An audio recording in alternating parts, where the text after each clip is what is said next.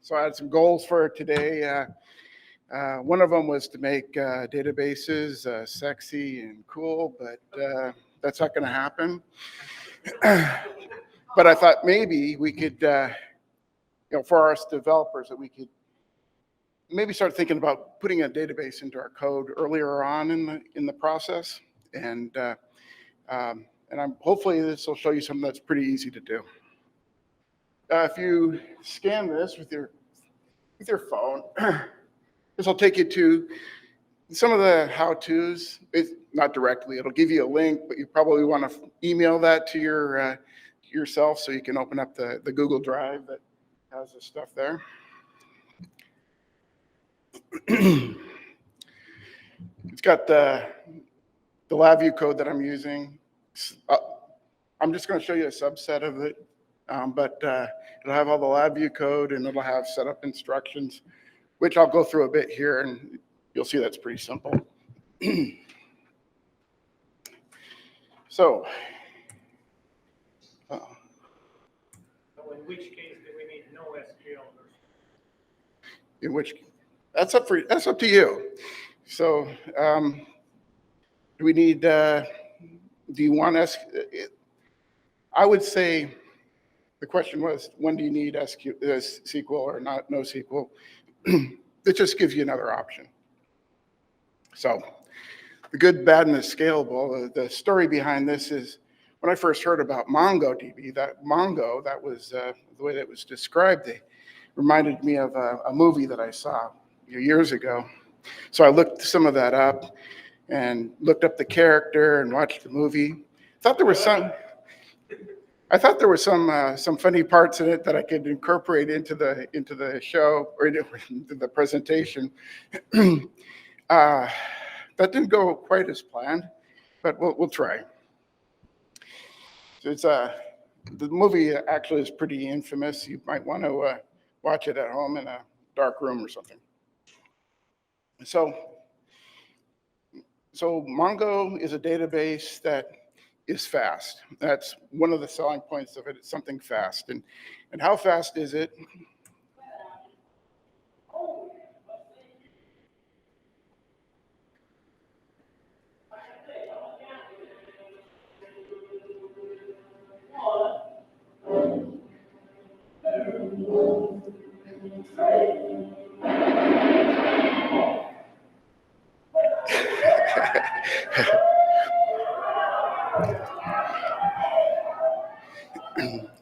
A fast reference from the movie.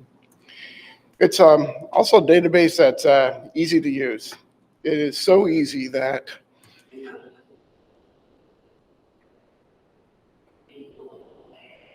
we got a little delay.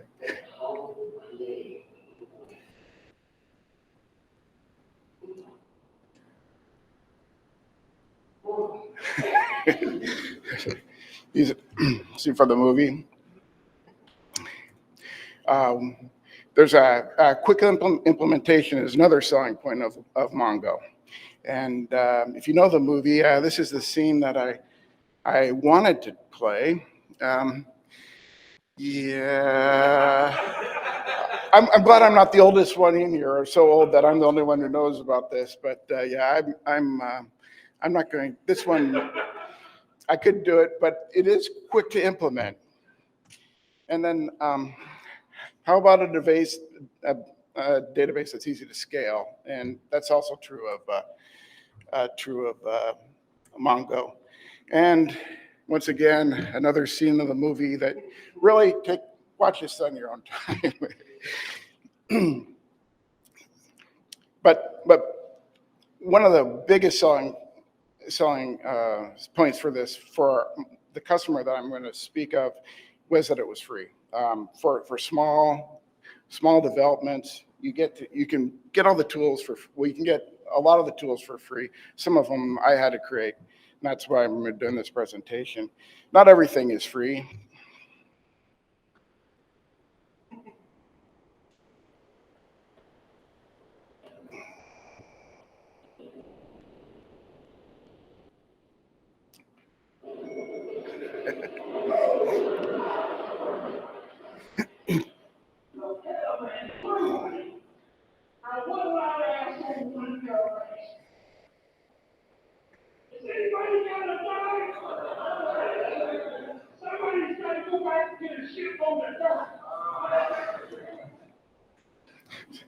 So for most of us, this is going to be free. It's going to be free software for our development, at least to get started. And back to the Mongo character. This is the scene that finally that brought to mind when I first started working on Mongo. Hey, you can't park that animal over there. It's illegal. That's Alex Karras from I think he played for maybe the Detroit Lions, but he became an actor. So it's a database that's fast, easy to use, quick implementation, and easy to scale. And in most cases, it'll be free. So a little history. It was developed in 2009 to address some of the limitations of relational databases. And I put down there at the bottom this is where the actual name comes from, is from the word humongous. It's the scalability with replication and sharding. Replication is being able to copy to multiple places. Sharding, splitting up large documents so that they can be easily read. And the schema, this is probably for us, or for me, is probably the biggest selling point. Besides being free, is that you don't have to have any specific schema for using MongoDB. And hopefully I demonstrate this, that it's easy to build and modify. So this is in the document of the directory that you, or on the Google Drive that you just linked to. So this is the server. That's where you find the server. And this is the MongoDB Compass. This is a GUI that you can use to access the database. And you can put it on any computer, and you can theoretically look at any database on any other computer. And I'm going to try to do that now. We have a server down here that I'll be using later on. And if you're going to use an external computers to access the server, you're going to need to poke a hole in the firewall. So the Mongo uses what they call documents, and they're JSON documents that have been converted to binary. It's more efficient, but it's not as easily as programmable. We have to use some DLLs that I'll show you in a minute that will convert the JSON text to BSON.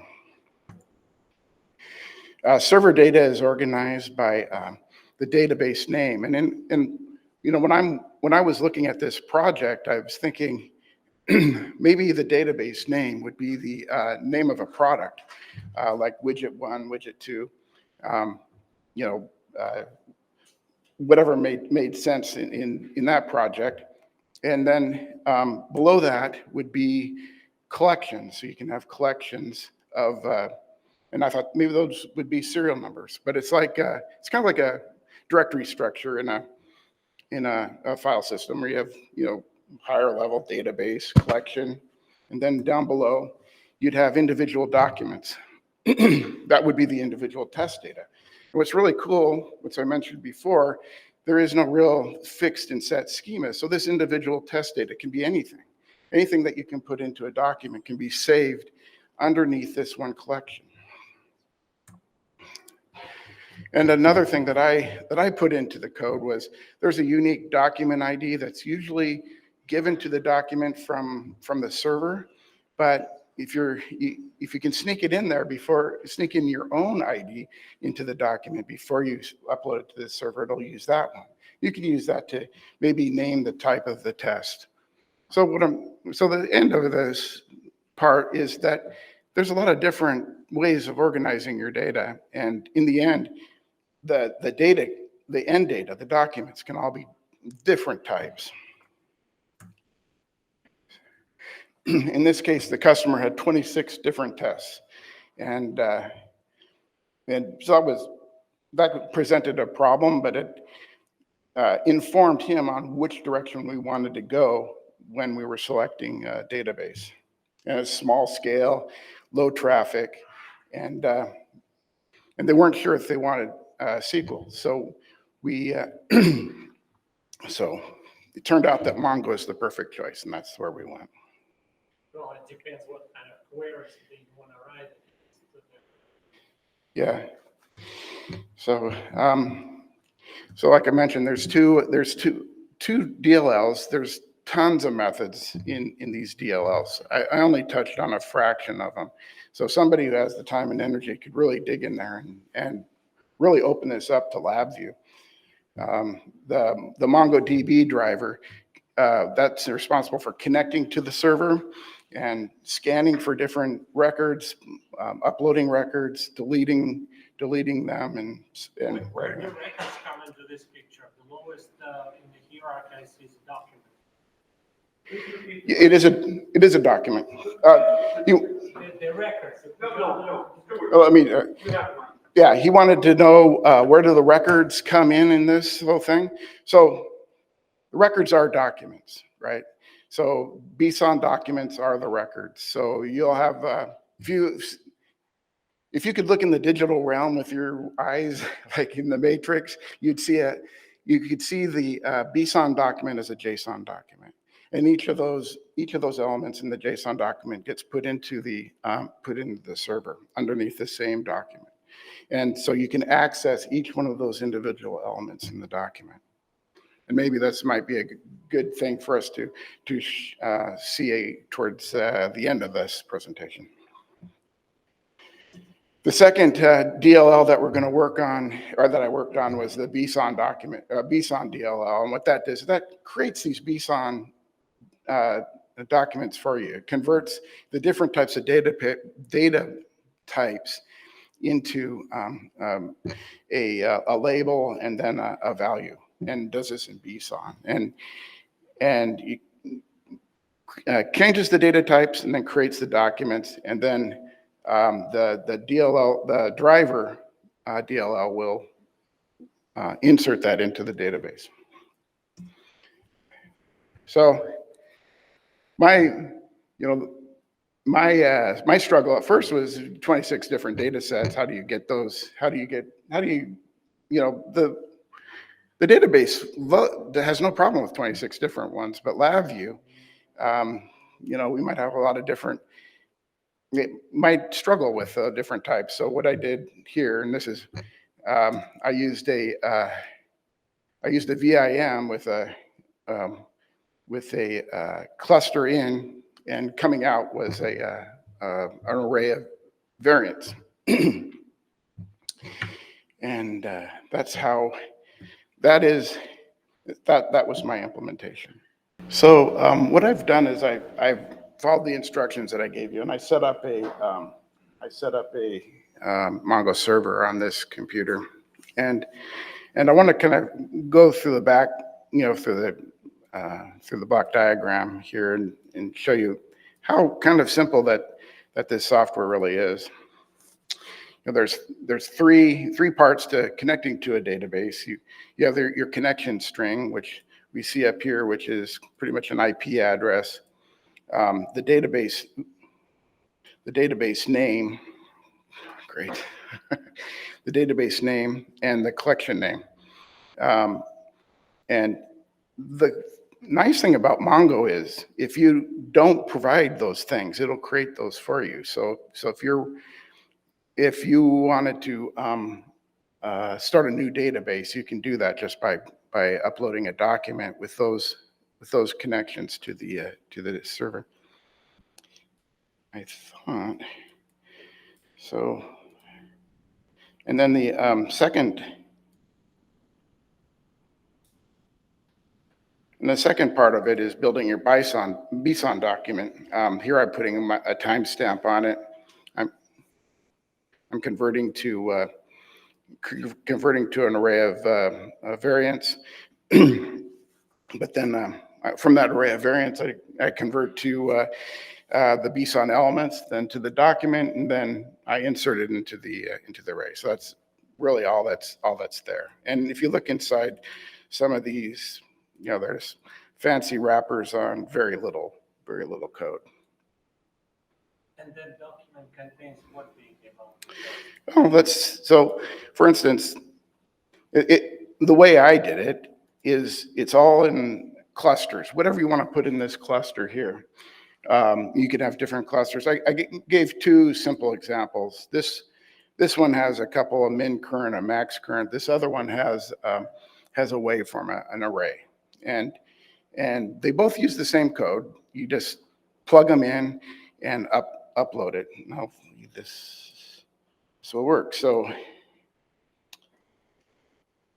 question. Are you going to publish this as a package? Maybe. Is it? If people convince me to, it's a lot of work. But yeah, I've got it. If you follow the link, it's there. But yeah, I could do that. Yes. Oh, I guess it's already shared. I'm sharing it, so you guys can go there and mess with it. It's so let's see if this actually works. No, it didn't. I was trying to work with the network here at toString. Well, that kind of ruins the whole presentation. 17. Well, darn it. Software demo's going. I know. I was concerned about this. I want to get here really early. I made sure that they were talking. They were talking. I'm able to see the database over there, but for some reason I can't write to it. So if you run a bunch of tests, say in a single test on a bunch of UUTs, right? Each one of those, the results of each test for each unit will go into a separate document, right? Yes. And then you typically would want to run some sort of statistics across documents, right? Yeah. But maybe you will want to find, particular, say the test can have waveforms, right? As you put it. Then you may want to find whatever record, basically, timestamp and whatever parameter that you're measuring, right? Whatever limits for that or whatever, when whatever value was reached, for example. How does this facilitate it versus SQL? You would have it in for each timestamp, you would have a separate record, right? Here you have them all in one document for the entire test. You have them in different documents in one folder. You can have them in different documents in one folder. Different points, time points in the stamp? Yeah. In the test? Well, It doesn't no, it would be this is the complete data. This waveform analysis yes, example. That's what we said. So you put the entire waveform, for example, you run a test for an hour, and every minute you measure whatever voltage, right? Yeah. So that creates your waveform, right? Then you put all that data in a single document within the realm of this database. What kind of queries can be run against that if you have everything? So you can be measuring multiple parameters, of course, at different moments of time. You want to do some statistics, right? Plus, this is just one test for one unit, but you want to run statistics across multiple UUTs. I don't know, pass-fail ratio, for example. So you would do a query of whatever the serial number of whatever the unit is, and you'd get the waveform from this specific type of file, and you could download a whole bunch of those, and you'd do that in LabVIEW, of course. You'd do your statistical analysis that way. We actually selected Mongo as the underpinning system link server. So if you're familiar with system link server, it uses Mongo under the hood. And I wasn't too close to it, but I know there was a lot of analysis around it is a tool chain for waveform data in particular. You get irregular lengths, you've got all these things that are uniquely challenging around retrieval of waveform data. And for a combination of performance and scale, and also I remember how it dealt with arrays of data. We deemed it to be more efficient for the sake of large engineering data. And that's why we chose to To this day, it's what underpins system and server. So if the data is table-like, you would put that entire table into a document in the context of this. I don't claim to know how we implemented it. I just know that however we did it, for reasons he probably better understands, it was like there's so many irregularities that you don't have a nice clean table of data. Typically, Of course, yeah. So, That's actually one of the strengths of a NoSQL database, because like philosophically, like if you are sticking it into a SQL database, you need to fit the form that you've predefined, the data structure and whatever. And with a NoSQL database, you just throw data at it, and you organize it when you query it, essentially. So it's perfect for advanced queries, AI type applications, anything where you're going to look at the data differently later on than where you were looking at it when you created it. Does the lack of structure prevent you from? The lack of structure is openness and reconfigurability forever, as opposed to being stuck in. As long as you know how it's structured, all of the different things are structured differently, as long as you know how they're structured, you can query them. Because you know what the structure is, you can create the query any way you want. It's also really super good at doing things like looking for similar data sets where there are voids in one data set and not in another. If you could start over.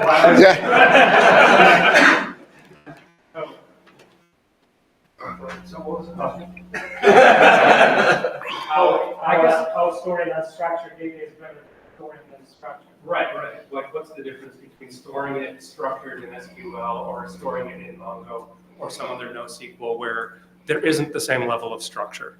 And the answer is there's a lot of the real world that does really good with the no structure because the world isn't as structured as a SQL database is.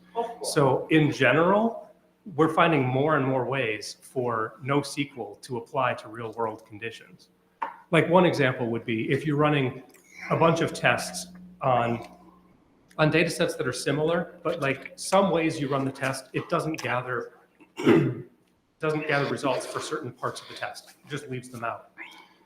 In a NoSQL sense, you don't have to do anything special with that. That data is just not there when you go to query it. As opposed to, do you have empty tables, or are you filling in something, or do you make a table that is populated like with a subtable with tags that allow you to make instances of table data because you want to use a different number in one place versus another. NoSQL, you throw the data in there. It's not larger than it needs to be. It doesn't have any structure that it doesn't need to have until you go to query it, when you kind of look for that structure. Query, whatever engine that performs the queries That's where has to be all the much- work is. Much smarter. Yeah. So the other way to look at it too, in a SQL database, the overhead CPU usage happens front end when you're pushing the data in, and then it's organized. With a NoSQL database, you just throw the data in there, and the time penalty is on the back end when you go to query it. But there are methods for making that more efficient, clustering and those sorts of things as well. But that's my 2 cents. Oh, thanks, Greg. That was a mistake. I'm unable to communicate over the network. I have a server local on this computer, and that's working. And this is going to show you probably some of the questions that you just brought up. These are these type defs here, these clusters. You know, I'm writing them, but I'm also reading them. So I know what my data is going to look like when I read this type of data. And so what I did, I can run this thing, run it.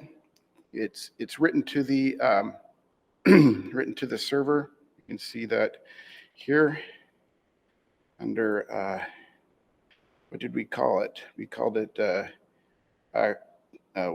database is widget 1. Well, hopefully, I gotta reload the data. So we have this widget 1 data now. It created the database because it wasn't already there. It created the collection because it wasn't already there. And here you can see I hit it a couple times, and I can change the data. And I can change that to a pass, and well, that's probably good. And run this again. Kind of hard to work on this. Collect the data. reload data. Did I not hit? I think you ran. Did I not run it? I think you missed run. Oh, I'm kidding. Clicking too quickly. Oh, there we go. Okay. All right, and it puts in another record. Now, we can see that Are you using a serializer or serializer. like for the data structure, you just casting variants to a string? Or?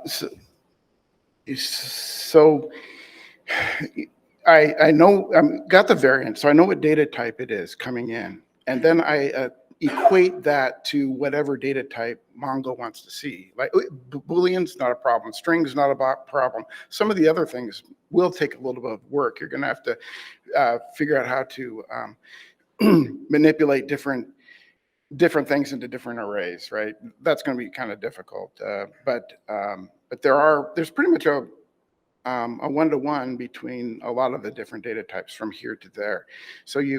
So the variant comes in, you know what data type it is. Okay, I need a Boolean. I got a Boolean here. I need a Boolean in my MongoDB. And now what's the value of it? And what's the label name for that value? I know those from the variant too. And I just plug those into the DLL. That creates my little BSON little segment for the BSON document. And if we look here, if we look, we got here are the different so here's the little elements in the records. And I've got a different data type here. I've got this other one, and this one, I just want to run this one to show that you can have different types of data within the same collection. Come on. And you can see that we have, this one has array data, and this one has whatever, some kind of limits test that we put in there. So reading, this is like getting the toothpaste back in the tube. And but you have a key, and that is your type def. So when I'm reading, and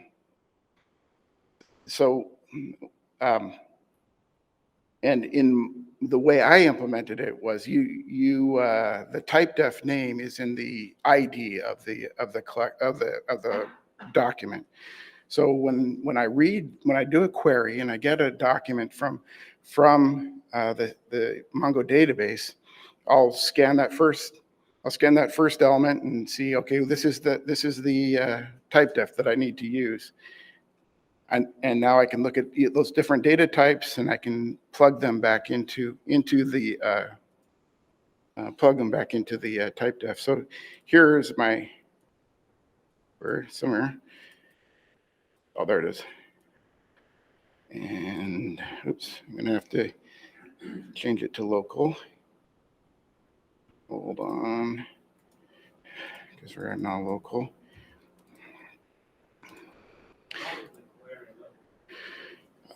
The query looks like this. You have your connection string. So you're telling the software what server you want to connect to. This is the local host. This one's on this computer, and if I had the network figured out, it could be on that computer or one at home or wherever. And now, but I'm going to look for something in the database named widget on this computer with a collection name of 1, 2, 3, 4. But I'm going to search for the operator Craig. It doesn't know what that. In this search, it's just going to grab the first one that has Craig as the operator, and it's going to bring that BSON document back and display it as JSON. And from the JSON, I'll be able to parse that into parse that back into the type def.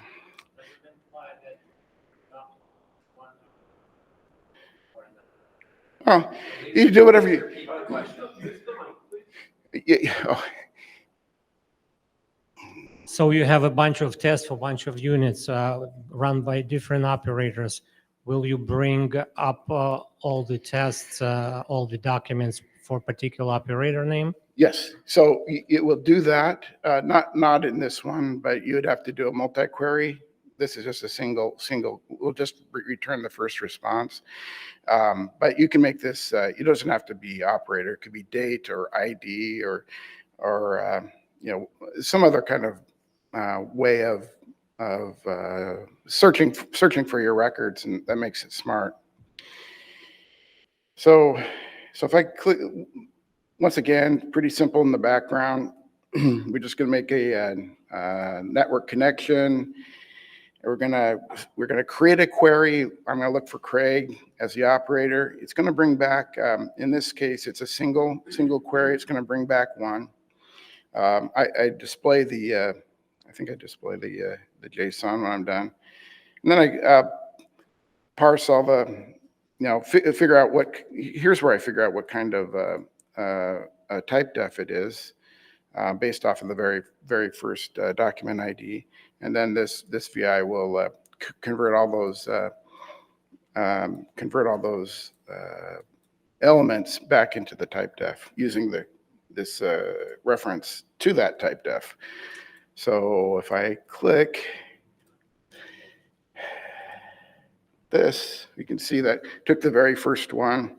We got waveform analysis. It's got the name, and works like it should. And if I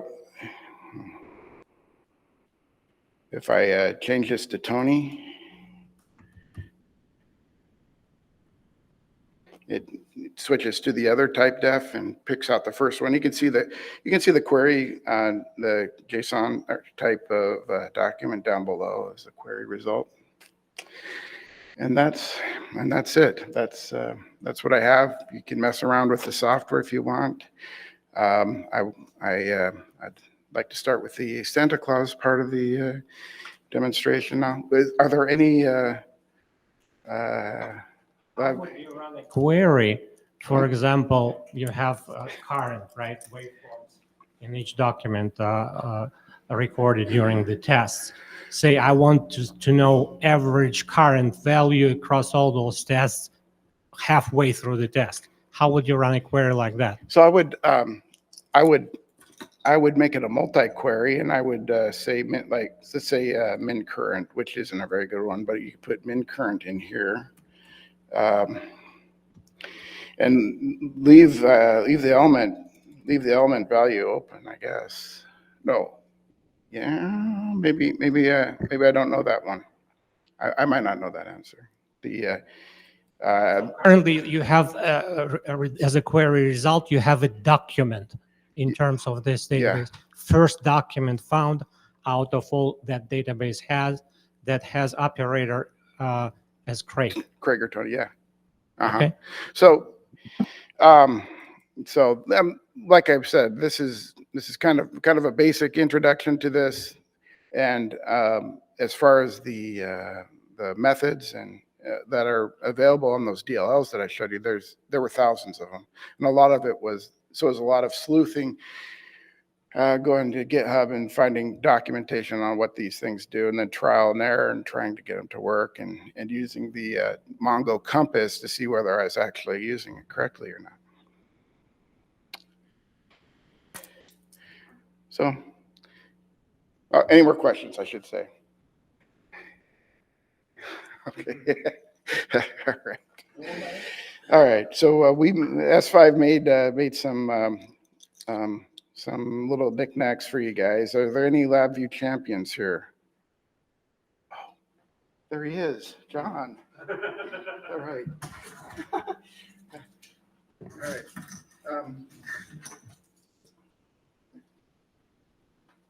I'm done. I'm just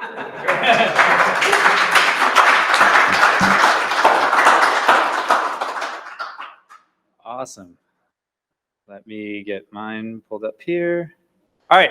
So first off, thank you for the overview of MongoDB. A quick search on ni.com, and there's a lot of people asking for that. So I'm tempted to share your document, just so you know. So I don't think he realizes he might get a few support requests. Anyway, so my name is Elijah Kerry. You can call me Eli. I've been at NI for about 19 years. I am a certified LabVIEW architect, so I am a big LabVIEW fan. Used it for many years, and for the first 10 years or so at NI, my main job responsibility was helping people understand how to use LabVIEW for really large, complex systems. And so this dealt a lot with source code control, configuration management, our architecture, and team-based development. So all those topics are near and dear to my heart. But as far as the time that we have today, I want to acknowledge there's been a lot of change at NI in the last few years. And so I have slides, and I'm prepared to talk about any number of different topics that you guys want to get into. But I really want to encourage this to be a discussion. And I want to share with you some of our plans, what's changing moving forward, how we're restructuring our investment in software and even the leadership behind the software team, what that means for the product itself. And then we can get into some specific key investment areas depending on where the conversation takes us. But again, I really want to encourage discussion. I think even as we were getting food and getting set up, I got a few comments from folks about, the nature of the last few years. And I'm very prepared and ready to talk about exactly that. Personally, even though I've been at NI this whole time, I actually left the software team to go work on our EV business and to stand up our pursuit of EV. So I stopped being directly involved with LabVIEW for the better part of the last almost 5 years at this point. And so I came back just most recently this last March. And that was part of leadership's agenda to renew our focus on our core software products, to re-engage our customers, to increase investment. And I was really excited to be back in the LabVIEW fold, talking about LabVIEW again. And I was only, just so you know, I was only really personally willing to do it on an agreement that we were really going to stand behind all the things we're saying with significant renewed investment into the product itself. And I'm happy to share with you today some of the specifics of what that means and what you can look forward to. But of course, we have been recently acquired by Emerson. I'm sure everybody knows that. And it's common to get lots of questions about what that means for LabVIEW and for NI and for all the products that we use on a regular basis. And as you've hopefully heard us say, and will hear us continue to say, it's only good things for people that have built careers and businesses and consultancies on our core products and technology, because that's really why Emerson was interested in NI in the first place. Products like LabVIEW, DAC, and PXI. And so what you're going to see is kind of a reconcentration of our energies, our activities, our marketing, of course, our R&D onto these core products. Now, I'll admit, like, words sound nice, proof is in the pudding. I think hold us accountable, hold me accountable. And I want to hear your discussion feedback. I will show the investment arcs, and I expect there to be lots of discussion and feedback about what you like, what you don't like, what might be missing, the relative importance of those. So again, I really want to encourage feedback and discussion. And so I have more slides than I think probably people want to stick around to talk through. So I'm prepared to be very flexible. This is kind of what I'm prepared to talk through. And by the way, I should have clarified what exactly my role is since this past March. So I'm the director of our community program, and I'm going to talk about what that means and what that includes. But the outcome across all the initiatives I own is to really re-engage the user community through events, through open source collaborations, through all the things we're going to talk about here in a minute. And so I've been spending a lot of time on the road at events like these. And again, it's so valuable because I'm bringing that feedback, that insight directly to leadership, directly to our R&D plans, to our roadmap, to our president and others. And there's a lot of things that I think we should all be excited about. So I'll give an overview of our software strategy, what my team does in the community program, give a high-level overview of all the investment areas, and then we can dive deep on a few. I know AI was topical. I know I theorize based on all my interactions. There's a lot of interest in what we're doing to improve collaboration workflows. And then just the litany of recent new features, as well as what's coming in the releases coming up this year, or 2025, I should say. Okay. So at the highest level, by the way, was anyone at NI Connect for y'all? Okay, so you may have seen some of this already, so forgive the repetition, but we can go deeper. The software strategy is really across these three pillars. We want to strengthen our focus on software and especially LabVIEW. You hopefully heard Ritu explicitly say, we are the LabVIEW company. We're focused on LabVIEW. I think if you had played a drinking game with every time we said LabVIEW at NI Connect, you would have blacked out very early. So like that's a change. Like that's admittedly a change from the last few years. Now, two, we've historically operated in a way where we think about LabVIEW and we think about test stand and VeriStand as discrete kind of separate activities. And as we renew our focus, there's actually a very deliberate effort to think more about these workflows, because so often our customers are using LabVIEW with test stand and VeriStand, or any combination of products and toolkits. And so the way we've actually structured product management in our roadmaps is really around these core workflows, as we call them. So think production test, think validation, think probe and ponder types of workflows. And there's a whole team of folks whose job is not just to manage the individual product backlogs, but to actually manage how we serve those workflows. And so what that results in for you is ultimately the experience across these products is going to become more integrated and more fluid over time. And then the third pillar is really building community. And that was the advent of my team. And I actually want to start there. And then we're going to come back to some of the key investments, because as you'll see, they're very intertwined. So my team's focus is across these 6 pillars. And we're going to talk about a few of them. But these are all, again, about really re-engaging the user community. I've already said that. Like, why is that so important? And I think in the absence of our engagement with the community, it's actually made it more obvious. One of the amazing aspects of the LabVIEW community is, unlike Python, which obviously has a far larger community, it doesn't have a very cohesive community, right? People use Python for anything you can think of, which is part of its power and why it's so compelling. But if you're interacting with LabVIEW users, it's striking the level of cohesion around what they're doing. If you meet another person that uses LabVIEW, you can quickly relate to and identify with common challenges and use cases. So I think there's tremendous value in the network effect, like at events like these, and enabling that collaboration and communication and sharing of ideas.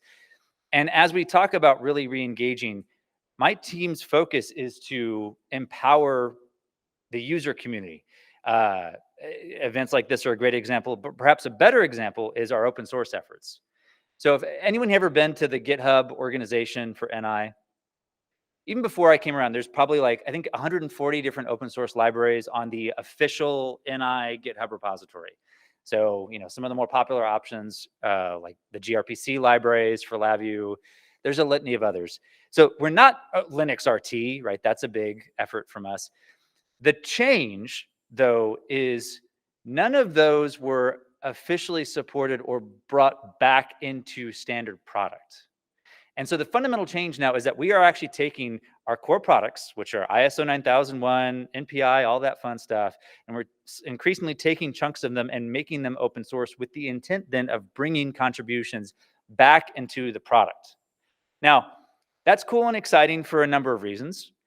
It also is a forcing function for us to really deliver these polished collaboration workflows using all the latest and greatest tools and technologies for how you actually work on large projects with teams of people in GitHub or GitLab with CI and CD.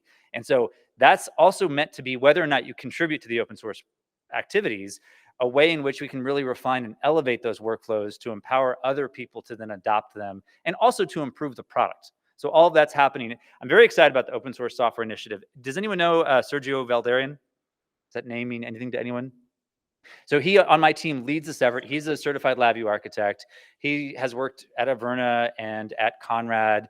So he's very much an expert in LabVIEW. He is based in the Bay Area. And so you can think of him as the API to R&D for anyone that's collaborating. By the way, I'm just talking over this slide. Sorry. I'm going to talk about open source. I have slides, but first I want to talk about this event. So we're going to come back to that. When it comes to user events, this is actually one of the most immediate focuses for my team. It's why I'm here. I've been, as my family would tell you, traveling arguably too much. But there's such tremendous value in engaging with users at forums like these. And so we're also building a team of folks that can do this. As I think you acknowledge, right, we've been more proactive in helping to organize this event. And as of right now, I think we're looking at roughly 60 user groups around the world right now that we're helping to operate. And we have some pretty audacious goals to grow that significantly by the end of 2025. And there's so many examples of user groups that kind of, got smaller and smaller through COVID. They went virtual and people kind of hang out and maybe they grab a coffee. But like some of the largest user groups, like Denver, dwindled to a very small fraction of what it was. Chicago went down to like 8 people. And now in the last few meetings, it's been over 50 people. So the whole push is let's get people back in a room, talking to each other in person. We'll buy food, or Task Force will buy food. So thanks to our friends at Task Force for sponsoring this event. Doesn't matter. Like, we recognize there is tremendous value in this community. And so a big part of my team's function is to facilitate these events. So whereas you probably only care about the Seattle-based user group, because I'm guessing you're not going to go to, the Los Alamos one. This is what we're doing all over the world. And we're seeing a renewed excitement to have these events in person. And that's really part of our goal around re-engaging the user community. Also leaning into GDevCon. Anyone here go to GDevCon this past summer in Golden, Colorado? Was it awesome? Okay. So anyone here ever go to a CLA summit once upon a time? Okay, so for those of you that have been to that, you can think of the GDevCon as the replacement of the CLA summit. In my opinion, no. No, I'm not sure where you heard that, but I can tell you with confidence, CLA Summit's not coming back. But you can tell me if you think that's a bad idea. It's not that we don't care about CLAs, it's that I think GDevCon is better. So CLA Summit was very much like, it was NI, and over time we got more CLAs talking to each other, but it was an NI run event. And I think when you go to GDevCon, which basically is a 5-day event now, it's 3 core days and they had workshops before and after. It's entirely led and run by the community. So it's, and the community in many ways has surpassed our own technical knowledge of not our products necessarily, but how to best apply them to the applications in which you work, which is, I think, what most people care about. Now, we are sponsoring them. So we're one of the top sponsors for these events. We are sending R&D folks to all of these events. And by the way, you probably only going to go to the US one, but now there are events in Europe. Well, the OG was Europe. Now there's one in Australia, which I'll be at in May. There's also one in LATAM. We had a similar event in Japan. So like, there's more and more of these big, very technical deep dives events, which, feed into all the user groups.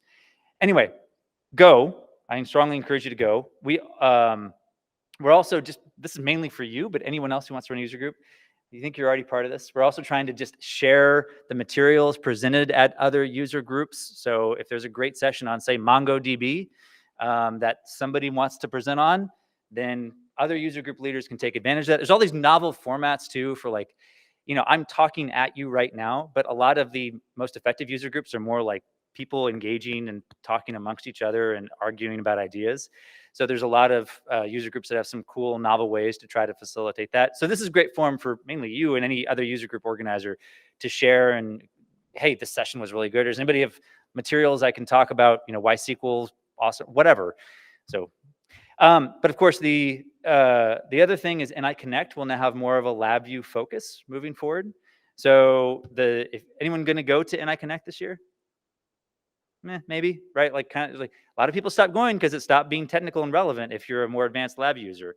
So we do have a developer focused track with a lot of community contributed sessions. I will not claim that it is as valuable as GDevCon for a LabVIEW user.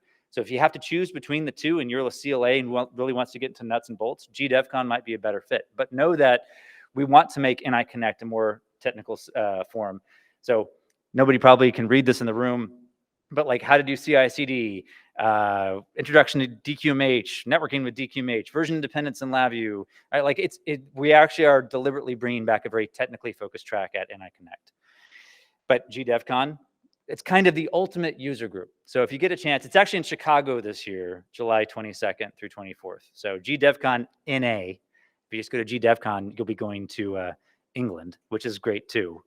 But GDevCon NA will be the Chicago event this July, which Chicago's awesome in July. So, okay, now I want to talk about open source. So we've open sourced 2 libraries so far, Icon Editor and Actor Framework. Both are entirely VI-based components that ship in LabVIEW that are supported parts of LabVIEW. These are now both published and hosted on the NI organization, but importantly, this is R&D's source, right? So this is the source from which we intend to build the product. And so part of my mission is to encourage collaboration. I am not necessarily asking for everyone here to sign up to write code for free, because collaboration includes testing it, using it, telling us what you hate, just filing an issue and saying, God, I really wish you'd do this. That all counts as collaboration. So I really want to encourage you to do that. But importantly, too, I think the frameworks around collaboration are, again, something I think a lot of people are really going to value and benefit from. But let me turn that into a question. The whole CI, CD, team-based development, using Git workers or Docker containers, all that fun stuff. Raise your hand if those are things that you care about. One person. Okay. Now, for the rest of you that don't care about it, is that because you have CI/CD set up and working, or you don't care about CI/CD in the context of LabVIEW development? Like I said, I can be flexible. It's totally cool. Do you guys use the latter? You don't care? You're probably, what are you using? Like, are you using Git at all? Or Subversion maybe? Subversion? Git? Okay. Hey man, I was pushing Subversion hard 10 years ago. It's still a great solution. Well, okay, so that's fine. If it ain't broke, don't fix it. Know though that like some of our largest customers have IT departments that are saying, here's what we expect any software development workflow to look like. And yours has to look like this too. And so a big part of our focus is on ensuring those same exact processes and tools and automation activities are equally applicable to LabVIEW as they are C# or Python or whatever else. So if you don't care, we won't spend that much time on it. You and I can certainly talk afterwards, but that is a big investment arc for us.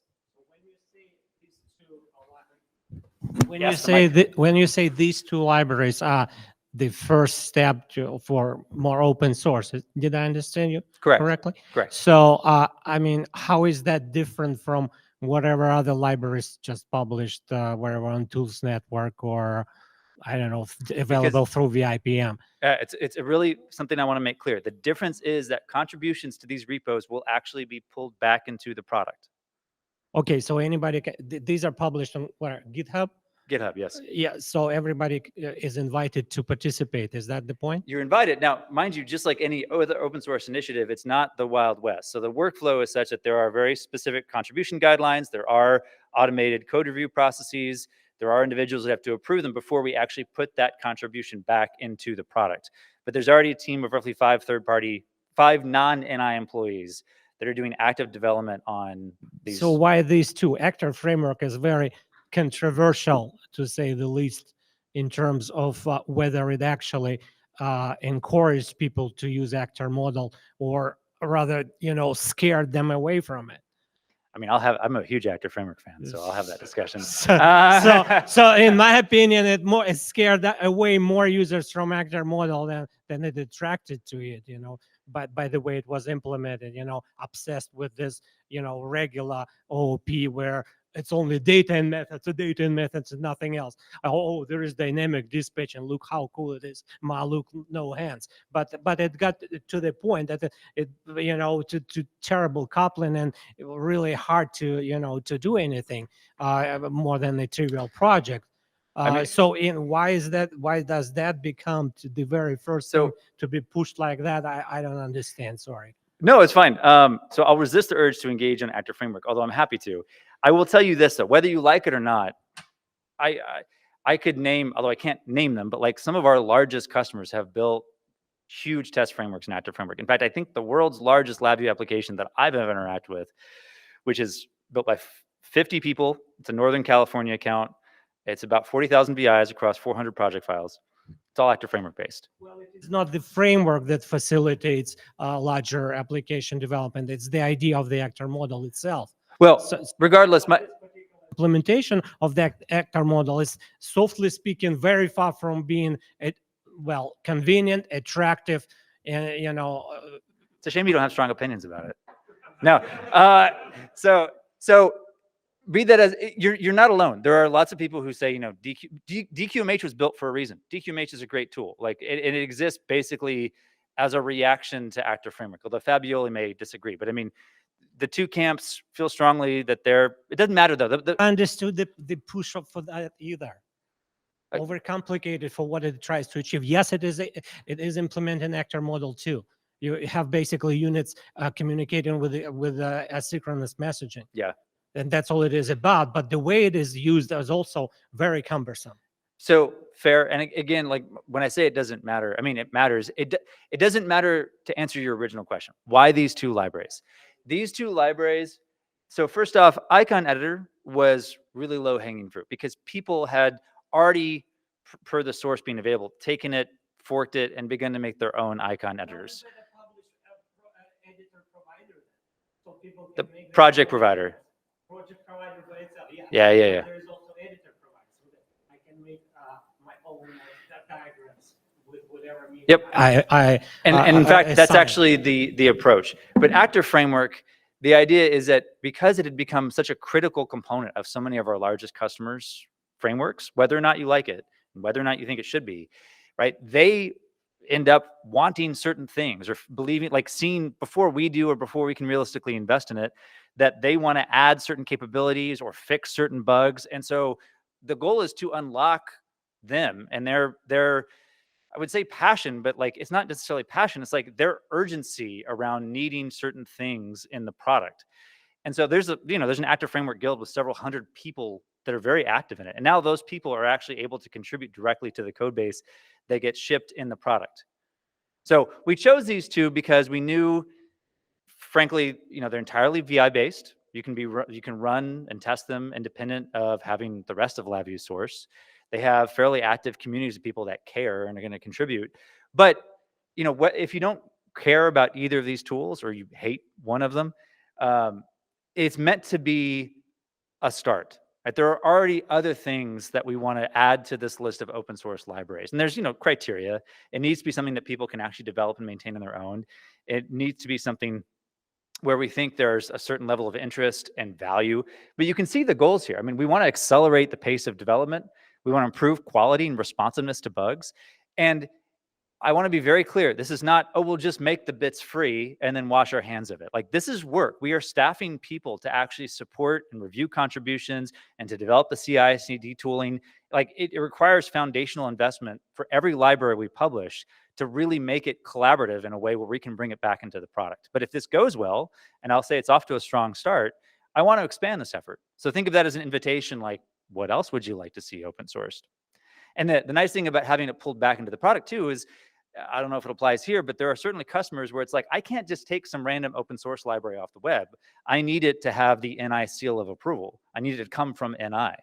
And so now these contributions still go through our normal vetting and testing process before being delivered in product. Okay, so actually there's already a third example. The LabVIEW PGA examples are being published as open source. So you can kind of see where they are in this framework. Icon Editor is actively going through feature development. Actor Framework is published, but we're still building out the CI and CD tooling for it. But it's basically almost ready for that feature activity and prioritization. Since there's not a lot of CI/CD interest here, I won't spend too much time on it, but we have built these automated pipelines.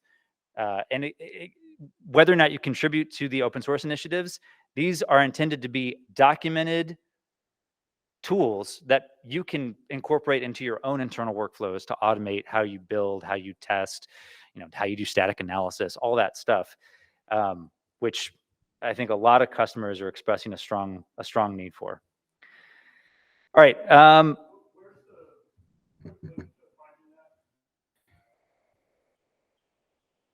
just search on GitHub for Actor Framework. These days, it's like QR codes are everywhere.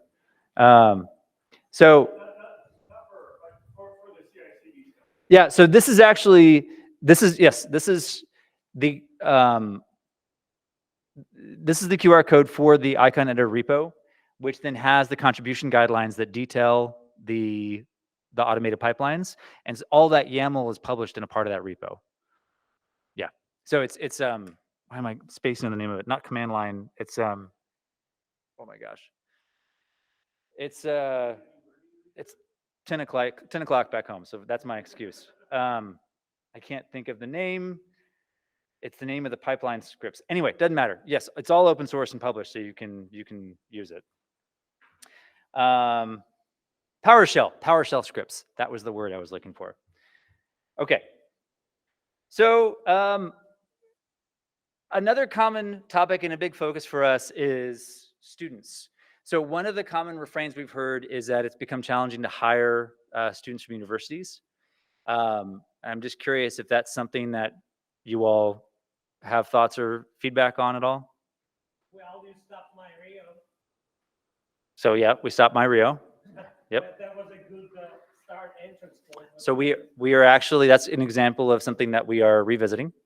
So we're looking at extending that product lifeline or that product lifespan. Nothing official yet, but yeah, John.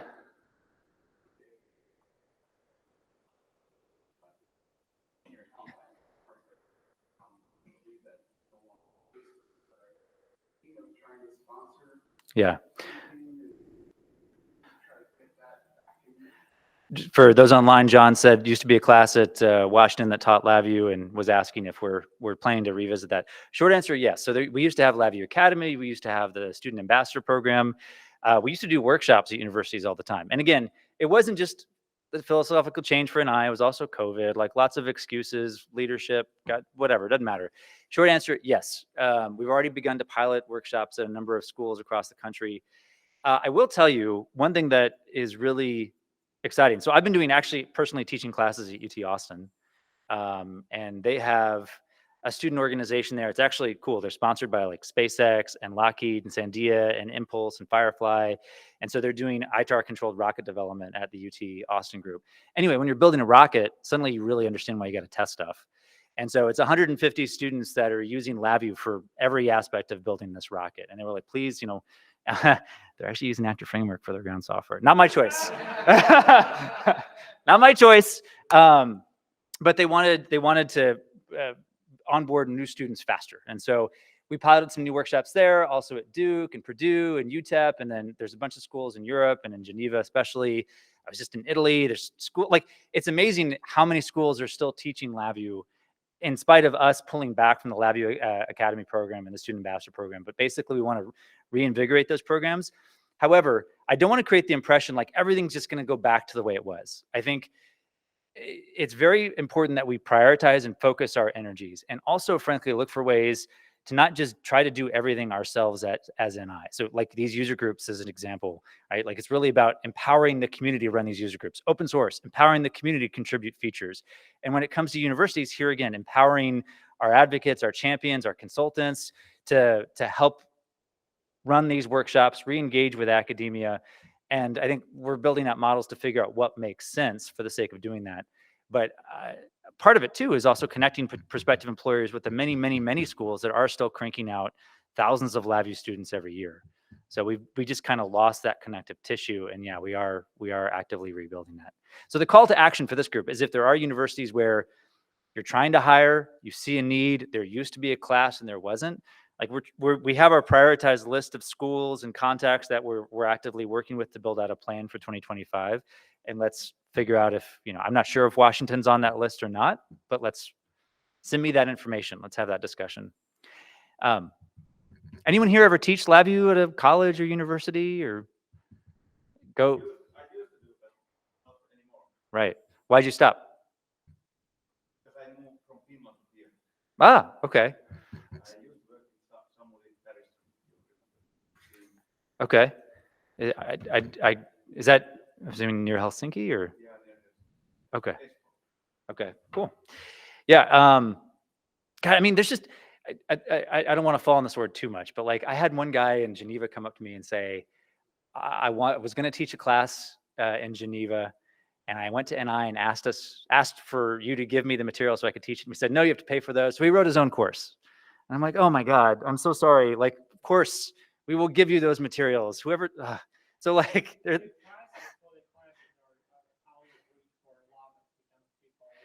yeah, well, but there's, paid professional classes and go to a 40-hour with a professional instructor. Then there's something you do at a university. Something changed, but at least until maybe several years ago, you couldn't say get the materials for even CLD exam without. Well, so let's talk about, I keep just blabbering. Yeah, so this is kind of the summary slide of what the education services team is changing. So we're simplifying the pricing and packaging. They're fixing the virtual experience. They're building these, it used to be like, I want to do electronics production test. Cool, here's your LabVIEW course. Here's your test stand course. It's like, what about a course that shows how these products work together for the specific use case? Also, frankly, there's a lot of really good courses that don't come from NI. DSH has a great set of 6Clear, like there's a bunch out there. So even elevating those course materials, as well as like the great YouTube channels, there's this awesome YouTube channel that just popped up called, oh my gosh, what is it? He's like cranking out 5 LabVIEW videos a day, and they're really good. Canon Consulting. It's good, right? Yeah, and it's like really interesting topics too. And there's, Canon Consult, but like there's all these things. And so we're trying to combine those. Also, I'm using the wiki a lot, the LabVIEW wiki. So this QR code will take you to a LabVIEW wiki page that is like all of these recommended learning materials from non-NI sources. So there's just so much out there, and part of it is trying to navigate and recommend what people should benefit from, but also making our training best in class and revamping it, and making certification easier and reducing some of the points of friction, even bringing back in-person certification. I already talked about Trell. This is that Rocket org. Oh, yeah. Will it be possible to prepare for certification without taking an in-person class, which costs thousands of dollars? It's never actually been the case that you have to take an in-person class. So it was for quite a few years. You couldn't get the course materials. Right. We wouldn't let without you take taking that class. Yeah, no, I'm confident that's no longer the case. If I'm wrong, I really hope so. Feel free to yell. So at me. where are they available? Are they available now? So the certification exams are Exams, the course materials to prepare for those exams. So the professional Core 1, Core 2 course materials are still not published online. Those are still monetized. I would say that like our on-demand training is a great alternative, some of which is free, many of which you probably already have access to through your entitlements.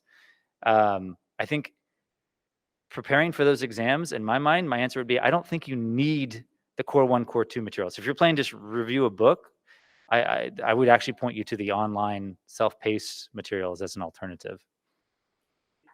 At least for CLA, it was not possible. There were specific classes you actually had to take to be able to answer the questions. Okay. I disagree with you on this. As a CLA, having gone through, I didn't go through any of the training classes, and I got my certification. So, Same. I went through Core 1, Core 2, and that was that. And what year did you get certified, LabVIEW Architect? and when did CLA Summit start? I don't know.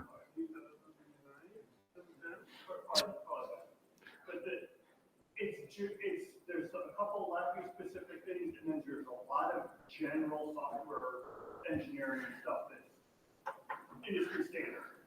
Go anywhere and find it and read up on it. Yeah, in CLA, we don't need to go. Who here's LabVIEW Architect? Cool. LabVIEW developer? CLAD? CLAD? Okay. I mean, great. By the way, Node 2, we've also tried to make it really, really easy to get your recertification points. So there's one link, you click it, you send everybody's name, and then all of you guys click that same link and say, I was there, and you tell us which certification you want the points applied to. What's that? Keep. Yep. And then, that should be next week. Yep. And then you guys go there and say, I went. They changed email recently for that one certification. It's a link. It's a link to a form. It's backed by a Mongo database. No, it's not. It's not. Yeah, no, not anymore. It's a form, one-stop shop for everything. And I'm actually think it's an access database because that makes sense in this case. Anyway, it doesn't matter. So I'm kind of burying the lead. So so as a note, he will post that to the forum. Please repeat. I will post the link to that form on the forum post. So, So it's a two-step process. He has to tell us who was here. And then once he's done that, you say, I want to take my points and apply them towards this certification. It's the same link for both activities. I will provide that link on the forum, which is how this meeting, forum for the Seattle group. Yep. Okay, so I wanted to give you I think so much of what we're doing is the re-engagement with the community in all the ways I've described. And I'm happy to talk more about, I skipped over some of these others, but I think I'm burying the lead. Like, what are we doing in the product, right? Okay, so let's talk about this. And the reason this actually appears in the context of community is, you know, especially over the last few years, we went and did some work. You kind of hear about NI Connect, and then we see you next year. We're really being purposeful about being more transparent to get feedback and to adapt our roadmap based on what our customers and our partners are telling us. And forums like these are exactly that. So even using user groups as a regular checkpoint to have those discussions. Of course, champions see roadmaps on a fairly regular basis as a part of their activities with us across all our products. But let me paint okay, one preamble slide. We've also renewed our focus on idea exchange. Anyone here ever submitted ideas on Idea Exchange or voted on ideas on Idea Exchange? So we're carving out bandwidth to increase the number of Idea Exchange contributed features. I think we have the goal of 10 to 12 in the 2025 timeframe. Probably shouldn't have shared that number, but that's what I'm pushing for. So anyway, if you haven't or if you've stopped contributing, know that we are actually dedicating more time and energy to reviewing these ideas than we have been these last few years. Okay, this is the money slide. Okay, so I plan to pause here and invite discussion, and I realize it's probably too small for most people here to see it, but that's okay because I'll explain. What this shows is 10 high-level investment themes that are really guiding our roadmap across not just LabVIEW, but mainly LabVIEW. It's inclusive of Test Stand and other software products as well. And some of these things aspects of these things are already being delivered in the most recent releases of LabVIEW. And I do have the what's new in LabVIEW slide, so I'm happy to show you some of the latest cool features that we shipped in the most recent releases. But a lot of those will map to these investment themes. But a lot of these themes represent multi-year, multi-release efforts of ongoing activity for R&D. Now, I'm sharing this with you both as representative of what our relative focus areas are, which is also a reflection of what we think the market is demanding in terms of relative importance. But again, this is your forum to tell me why I'm wrong. And so, and they are in order. Right, so in terms of at least the time and attention they're getting from R&D, they are, and then those can change. And from one release to another, from one cycle to another, we may shift that. And of course, there's always nuance. You guys all work in software, so you understand that there may be things that are large multi-year efforts that you have to work on now, like security. And there are things that don't require nearly as much bandwidth, but you can deliver incremental value in, like finally adding Unicode support. So at the top of the list is security. Now, if you care, you really care. And if you don't care, then you've already tuned me out. But there are certain industries that are subject to, obviously, their own internal quality concerns, but increasingly government regulations, mainly out of Europe, that are forcing scrutiny on all of the dependencies and libraries that go into software and all of the ports and networking technologies that are used. You know, in this modern era, cybersecurity and software is really, really important. So this is by far and away one of the biggest areas of focus for us right now. And so that's incorporating of SBOMs and IPv6 and all these things. And again, if you care, you care. There's a whole team. And actually, many of you probably remember when Steve Summers was the area sales manager for the region. He is the guy in charge of this initiative. So he's got a whole task force and an advisory board. And if you're interested, please let me know. I can put you in touch with Steve. Show of hands.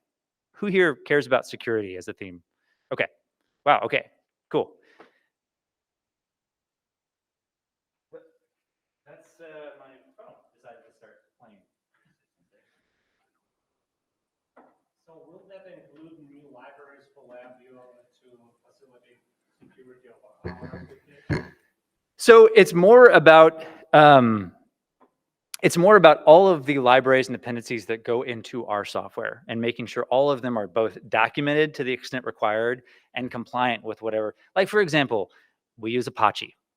We use Apache a lot, the Apache web server, and we use multiple versions of Apache. And so, like, you have to not do that. You have to pick the secure version of Apache and standardize on that. You also, you know, we install, I don't know if you guys have noticed, we install a lot of stuff when you install our products. It's a testament to how powerful it is. In general, though, you want, especially in secure environments, to only install the stuff you really need. And so even just giving more flexibility over like what is actually installed and more visibility on what is actually installed is included in that scope. It's about making sure LabVIEW is secure, that test stand is secure. It's not just LabVIEW, by the way. It's LabVIEW, drivers, test stand, everything, our full software stack. Yes. So earlier you talked about making sure that LabVIEW looks like any other programming language that is used for the purposes of our IT Or at department. least integrates with their same workflows, but yes. Yeah, okay, right idea. One of the things we're being challenged by our IT department is how do we do security scans on our software that we write internally in Java, in Python, in C, derivatives, whatever. We need a solution for that that can answer to our IT department of, yes, this LabVIEW code that we wrote passes all of the external auditor security screen stuff. Yep. Yeah, that is the type of thing that I think Steve can talk more about. But, you know, it also, the next question is, are you talking about data in or data out, right? Like taking something out of a secure library and making sure IP doesn't escape, or that somebody doesn't put something malicious in it that wasn't supposed to be in there, or probably both. Well, it's about the stuff we're writing, that what we're writing isn't malicious or using malicious stuff. Not entirely on that SBOM type of stuff of calling off to other libraries, Yep. but the stuff we're using in our coding stuff. That's why you raised your hand on the topic of CI and CD, because the answer is Yes, that's kind of all mixed as part of it. Yeah. So yeah, I've been part of Steve Summers's groups that have been talking about that, and yeah, making progress, but we don't have a good answer yet. okay. So Yeah. we're looking for it. Yeah. So, I mean, if you're already in Steve's group, you're talking with the right people. Of course, whether like there's the focus of the security, there's a lot munged up here because there's the work to make our software products and the things we ship compliant, secure, documented, all the stuff that's got to be done. Then there's when you write your software, you know, how do you prove it does exactly what you say it do? How do you prove you've mitigated risk in all the appropriate places? And we've dealt with this for years. I mean, if you're testing something that's going to a plane, that's a safety critical component, and you're testing it, how do you qualify that test software to make sure it's okay to use that to test the autopilot or whatever, or the landing gear? And so,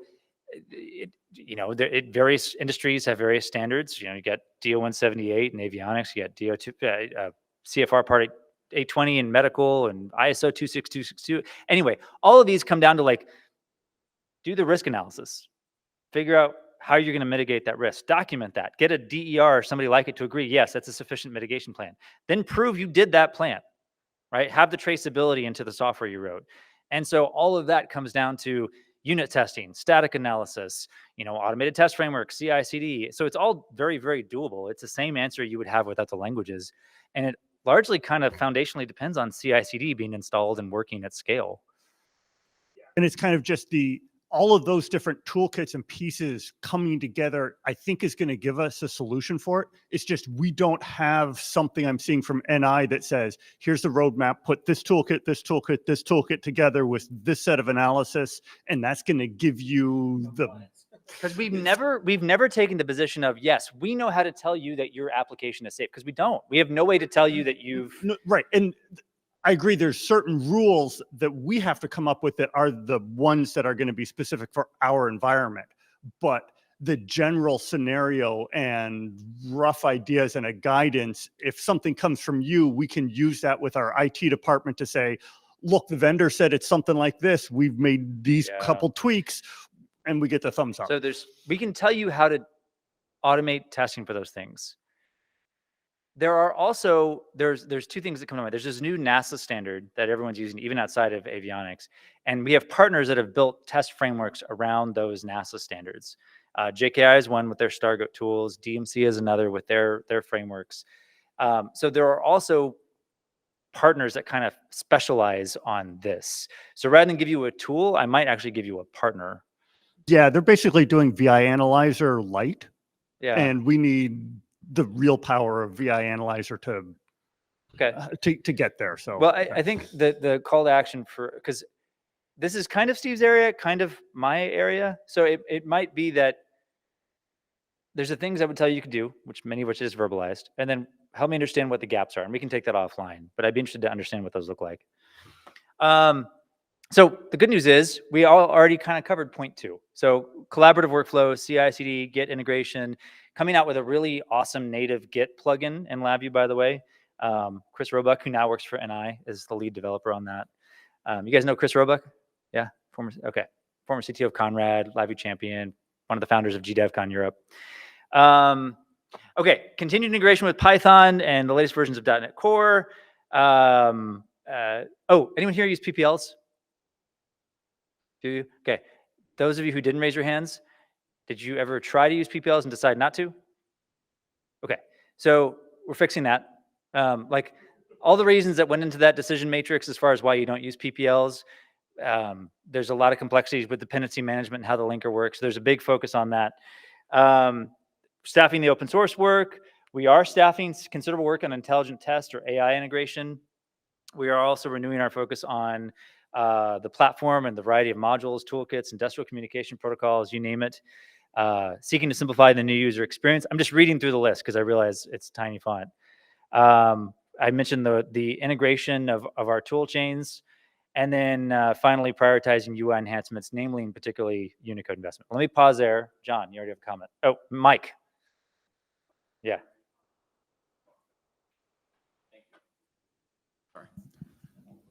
I just wanted to ask about the UI enhancements. You may remember a conversation we had at the CLA Summit about 15 years ago, where we almost strung you up.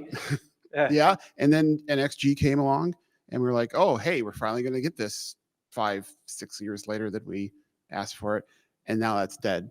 And the 90s call, they want their UI back. It would be really nice. I would love. You got great things on here. Give me a dynamic tab control, for frick's sake. I mean, I've been using X tab and Saphir is gone, and I'm just supporting this thing on my own. Luckily, they gave me the keys to get in there and fix things. But tell you what, porting it to 64-bit was a nightmare. Why can't you guys just add some basic things to the UI controls that give us the ability to make modern UIs without having to hack something together? I mean, yeah.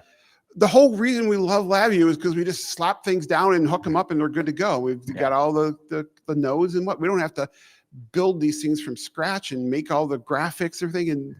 And frankly, to make a modern UI now, that's the only way you can do it in LabVIEW. It looks like LabVIEW from the 90s, and it kills us because we want to build applications that, for one thing, don't look like LabVIEW at all. Our customers would never know where they were built in C++, for many reasons, but anyway, and we want to do more, modern things. I mean, how about web? Yeah, I mean, there's just so many things that we can't do, and we've tried using .NET in containers. We've tried using all these other things, and we want to code in LabVIEW. We want native things in LabVIEW that are 2024 level UI. So I'm sad that it's at the bottom of the list still, because it's been decades. And even then, I got loud. Sorry, that's my soliloquy. No, I mean, honestly, so forums like these are valuable for me because I really value bringing these types of points of concern and feedback back. So like, don't hold back. I can't sit here and tell you like, yes, we're doing it, but I can certainly represent that. And I think, the interesting thing about LabVIEW UIs is like, you can make them look awesome, but it's really freaking hard, right? Like, and I struggle with, you get into pains and resizability and you can make it work and you get compounded error and pain is pain. I agree with you on that one. So you're not wrong. And we obviously, like, you guys get it. Like, we're not going to fix everything overnight, but we are moving considerable resources over and we got to call our shot. So that's not currently deemed to be as important as some of the other items on this list. But I'd love to hear from the rest of the room and the overall community. I'll tell you, this comes up a lot. Now, what's interesting is the divide between like make it better at application software interfaces on a desktop UI versus web. And my opinion, is this being recorded? I don't know, it doesn't matter.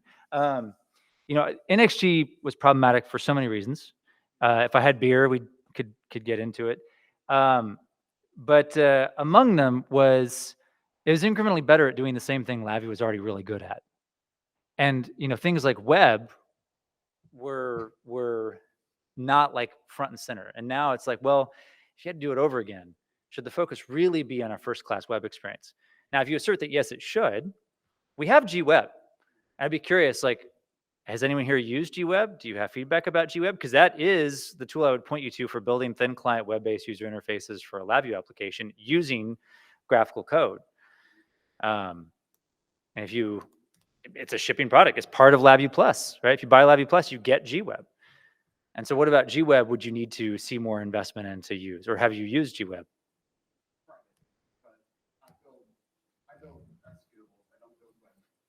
So you want desktop software? Oh, yeah. For those online, he said, Use the wants web desktop. services to give my applications accessibility, and then I have another guy who writes web pages that call my web services and present the data as we need it, so we can monitor everything around the world remotely. But I still am writing a desktop application for my front end for my users, you know, compiled down to executable, and I write a backend application that I communicate across the network between. So I have a client server system basically with plugins and all that, which I think a lot of people still do that. I don't think everyone's trying to make a web server and a web page. I think we still build executables that we want to install. Right. And we want to have those modern experiences for our customers. So let me make it more concrete for me. Connected directly with some hardware. Yeah. Is still the most, the widest usable setup. Yeah. The simplest, if it can be called that, case for using LabVIEW and mostly widely spread still is a computer running LabVIEW executable connected to some hardware, whether it's a test system, whether it's manufacturing, whether it's some R&D lab scientific experiment. So what would be top of your list, guys? Like the number, because, you know, make it UI, better. what John mentioned, would be definitely. Well, but is that, you know, the 90s want their UI back, agreed. Different default color?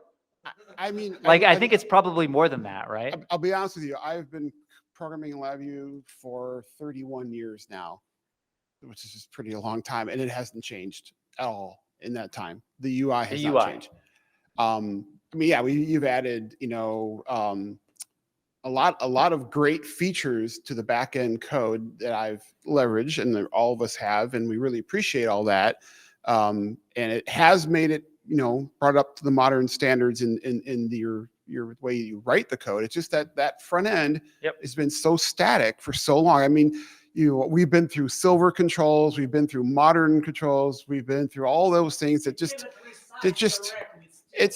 yeah. I mean, it just has weird problems. Even I mean, I can't tell you how much code I've written to work around the weirdness, where if it would just scale for me instead of me having to, I mean, just I would love to make a table. Just give me a table with a fixed number of columns. No matter how much they resize it, it just scales those columns instead of exposing other ones that aren't really there. Then I have to quickly go and hide them with some little trigger that says, oh, you move the size of the thing. That I've written so much code to do that. You stretch the window, then you It's back. It's basic. It's just basic things like that we would love. You know to the have. fix on that, right? I agree. You're absolutely right. It's a pain. Pains are a pain. It shouldn't be there. But to an extent, Yeah. themselves are a pain. Yeah, I 100%. I'm not disagreeing with you on this one. There is a way to solve that compounded error problem, but it shouldn't be as hard as it is. Most of my UIs have about 7 different panes on the screen, and they're all you know. And I've got things maxed up, and I put in, I drop in containers, and I'm exposing other VIs within those, you know, that I can swap out. I mean, I do all the tricks, but I'm tired of doing tricks. I mean, don't make me do so many tricks just to make it look like a normal Windows application. It's a pain relief, but it doesn't always It, yeah, you've got to be a CLA to write a modern UI. You can't, no one else can do it. And it took me decades to learn these tricks and on the forums and going to the summits. So yeah, that's why I'm sad it's at the bottom of the list. Cause I'm like, you know, screw the AI stuff. I do not want ChatGPT to write LabVIEW code ever, frankly, and put us out of a job. But nonetheless, it's just stupid. It's just a dumb thing. I mean, everyone I know that's ever tried to get code out of that thing for any program says they spend more time debugging it than if they would just would have written the damn thing themselves. You know what's funny? I'm sorry. This is such a polarizing topic. It's so like as much as I spent time talking to customers recently, San Jose, you need AI tomorrow. Then I was in Stuttgart. Screw those NorCal guys. AI is never gonna. They said exactly what you said. AI is just the new flavor of the week. I mean, maybe I'm old now and I don't care, but I've seen a lot of technologies come and go, and this one, it's still just autocomplete on steroids. I'm sorry. It's not what people think it is. It's not self-aware. Give us the text representation of a guy so we can. I know we're never going to get a text-based version of a VI. I mean, we almost got there with NXT. I don't think. It is what we're doing for our. There is an IR embedded in the resource file. Yeah. There actually always has been, but it's only marginally useful. So I think that like there actually is an IR, but. Which is what has always killed us with merge and diff and all that. And I know we're never going to get that in my career. Okay. Cause I'm pretty old now and it's not much left, but I would just love before I retire to have some new UI stuff. I mean, just give me one thing, get either a scalable table or a dynamic tab or dynamic tabs. Either one of those would make me ecstatic. I would go and rewrite all my code to use them and rip out a whole bunch of garbage that's in there that works around all that. So. I mean, this is the type of feedback I'm genuinely going to bring with me. And you, again, you're not like the first person to stand up and say this. No, I told you this 15 years ago. I know. Literally, we had the same conversation. I'm sorry for bringing up, old things, but and that's I'm still on that soapbox. Yep. I'm sorry. No, don't be sorry. It's you got excited about AI. From AI, I agree with John, but my manager doesn't. And my manager pays my salary, and I have to have an answer to my manager about what you as NI are doing for AI. So my manager is still willing to let me buy NI software. Wow, that's There's a big difference there. No, I get you. But on the other side, I don't care about the scaling of table stuff, but that Unicode thing that you have sitting there, that's my #1 UI thing. So I'm really excited to see Unicode there. So you clearly never localized user interfaces. I gave up on that a long time ago. Yeah. And if I was having to absolutely agree, yes, my UIs run in China, they run in Mexico, and we just say, you're just going to have to learn English. I'm sorry. we have tried, but there's just no way to make that happen. You clearly don't do much business in Germany, do you? No. Well, it's the German version of LabVIEW, but then. Yeah. So this is part of the battle. I think we're starting. Unicode is incredibly important, especially for non-US customers. So that you're not going to bump that in terms of priority. It's also not a huge, that's just something we should have done years ago. So we're going to do that. But I think then what for UIs, you bring up a valid point. There was something else. Oh, the whole AI topic. Yeah. So we can talk about AI if you guys want. We hired a guy recently who my boss said, okay, you're going to have to teach him LabVIEW so he can start, backing you up on some of this stuff. And so I started him out. I got him going on the training that's built in, and I, gave him links to classes, and I said, hey, I'll walk you through this stuff. I gave him a little mini project to start with, but he is so interested in using some AI thing to analyze our test output to find anomalies in it. And he spent all of his time the last year doing that. And I can't get him interested. And I'm like, I keep telling us, this is not going to produce anything for us. We don't need that. But you let him do it, and he's more interested because he's a younger guy, and AI is sexy, and he doesn't want to learn LabVIEW because I don't know why, but I keep, maybe he doesn't see a future in it because of what's happened over the last decade, as you mentioned earlier. But I don't know. I'm so tired of the whole AI thing, frankly. So sorry, It's interesting. I mean, AI too, it also can be, I'm not a Gen Zer, so trying to.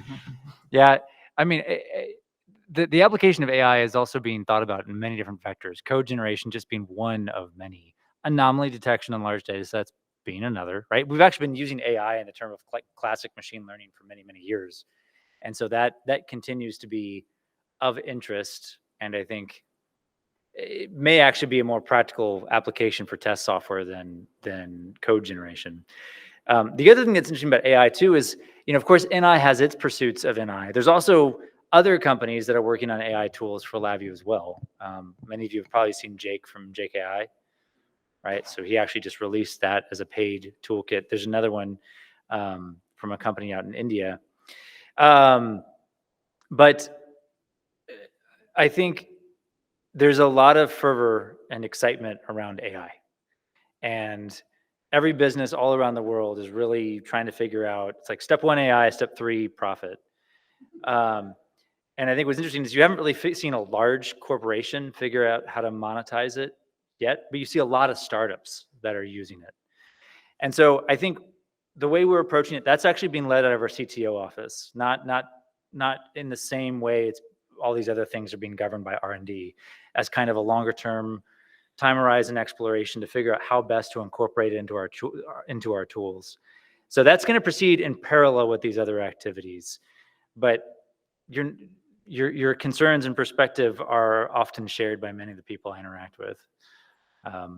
As far as addressing your management's concern, I mean, we are actively working on all those things I just mentioned, right? You can see the keynote videos and the demos and the previews, and you can show them JKI's tool.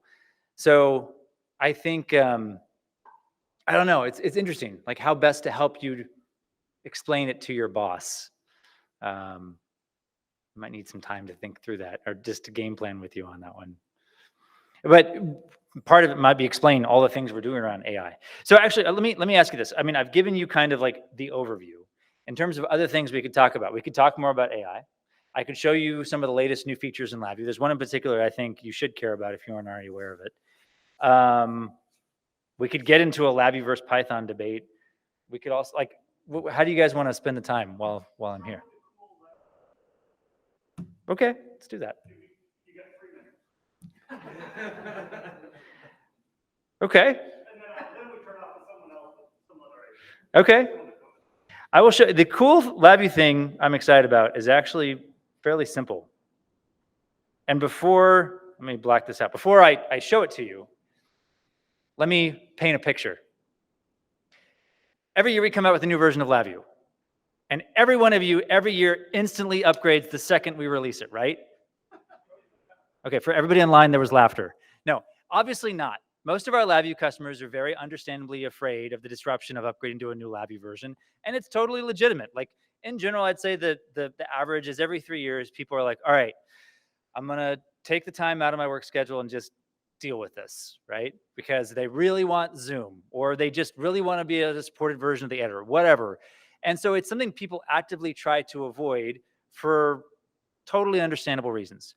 Now, furthermore, when you do go and take that plunge, if you happen to work with other people, then you're basically forcing them to take that plunge too, right? Like if you upgrade that source, then they have to upgrade that source as well. So then you risk being that guy, or hopefully, it's a coordinated effort. You agreed to it as a team, right? But now maybe you have different VMs with different LabVIEW versions because you've got to maintain this old code. Like, it just makes life hard.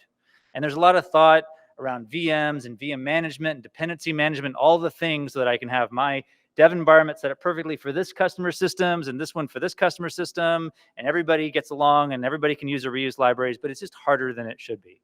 So the feature that I'm excited about is that now you can upgrade to LabVIEW 2024 Q3. And in the project level settings, you can say this project is a 2017 project and it will not upgrade the source. So as shown in the screenshot, there's literally in the project settings, you can tell LabVIEW what version to keep that source code in. So if you actively are maintaining a LabVIEW 2018 project, you can install LabVIEW 2024 Q3 on your system, and you then tell it It is a 2018 project, and it will not upgrade that source. That source will continue to be developed, saved, stored in the 2018 source file format.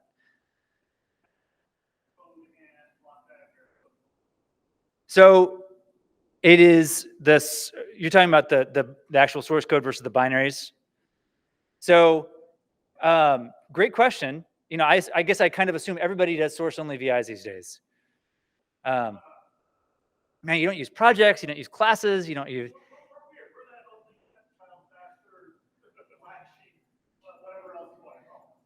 So it shouldn't matter because the binaries, yeah, it's still, no matter what you do, it's generating binaries, just whether or not this stores those binaries in the VI. So yeah, it's going to generate binaries in that version of the runtime. And as I already explained to him, since he doesn't use the project file, all this does is actually generate a file on disk that lives in the folder. I don't remember the exact syntax or structure of it, but you can put that file there, and then the LabVIEW editor knows this source code should always be in this version. A few other quick points. I save in 2024, I save the project as 2018, and the project actually dynamically loads VIs, so for which purpose they need to be compiled already, right? So I build my own executable, and it is... they don't need to be compiled, they've already their source. Okay, so will it be able to run with LabVIEW 2018 runtime? Yes, yes. So there's several things that went into this. For one, this is the most obvious manifestation of this, but I skipped over a few slides where we did things to change how we load and manage add-ons to make them version independent, inclusive of our drivers. So if I go back,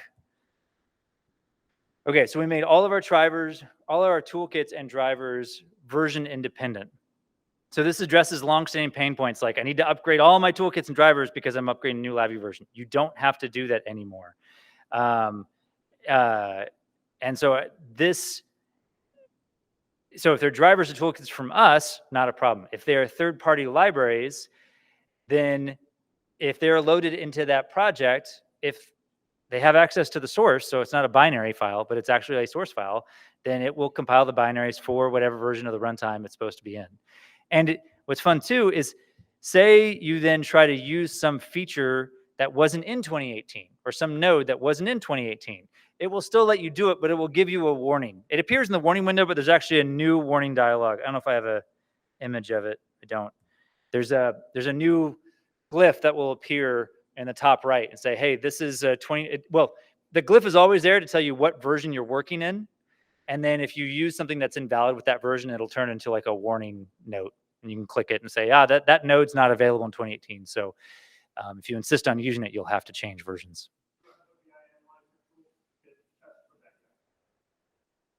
I don't know, but certainly the scripting nodes exist. So he asked if there was a VI analyzer test to screen for that. Great question. I wouldn't guess that there is, but I don't know. John. Mike.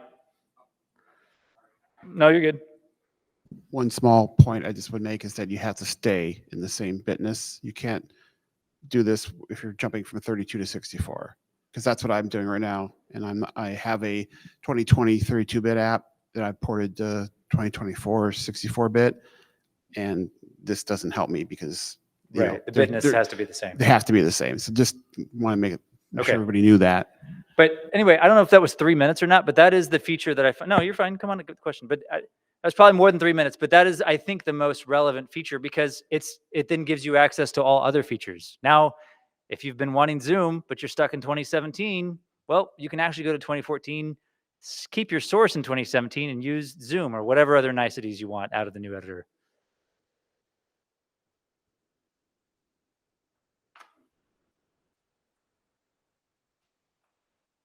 All right, so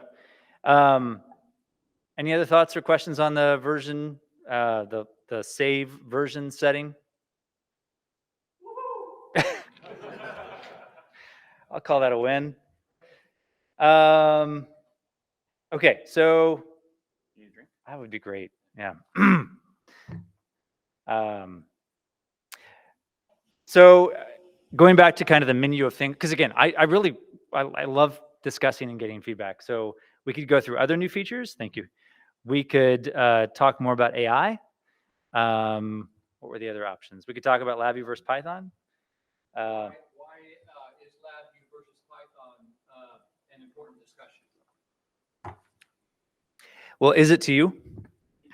The question was, why would I want to talk about LabVIEW versus Python? Why is that an important discussion? Maybe.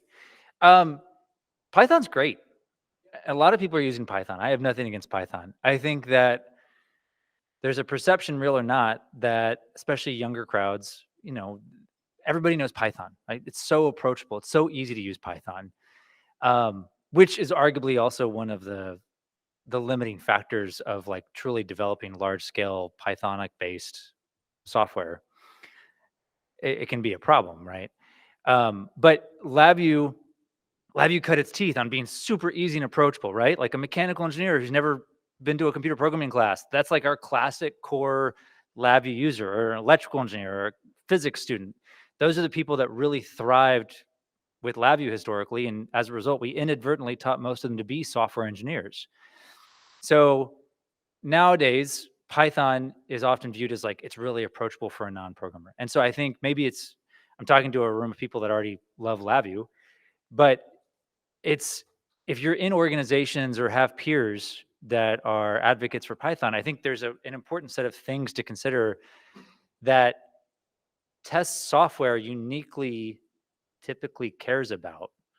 And if you start with that, before you get into like, oh, but LabVIEW is so much better for these reasons, or Python's like, before you even get to the LabVIEW or Python specifics or how they work or what they are, it's like, what do you need to care about when writing test software?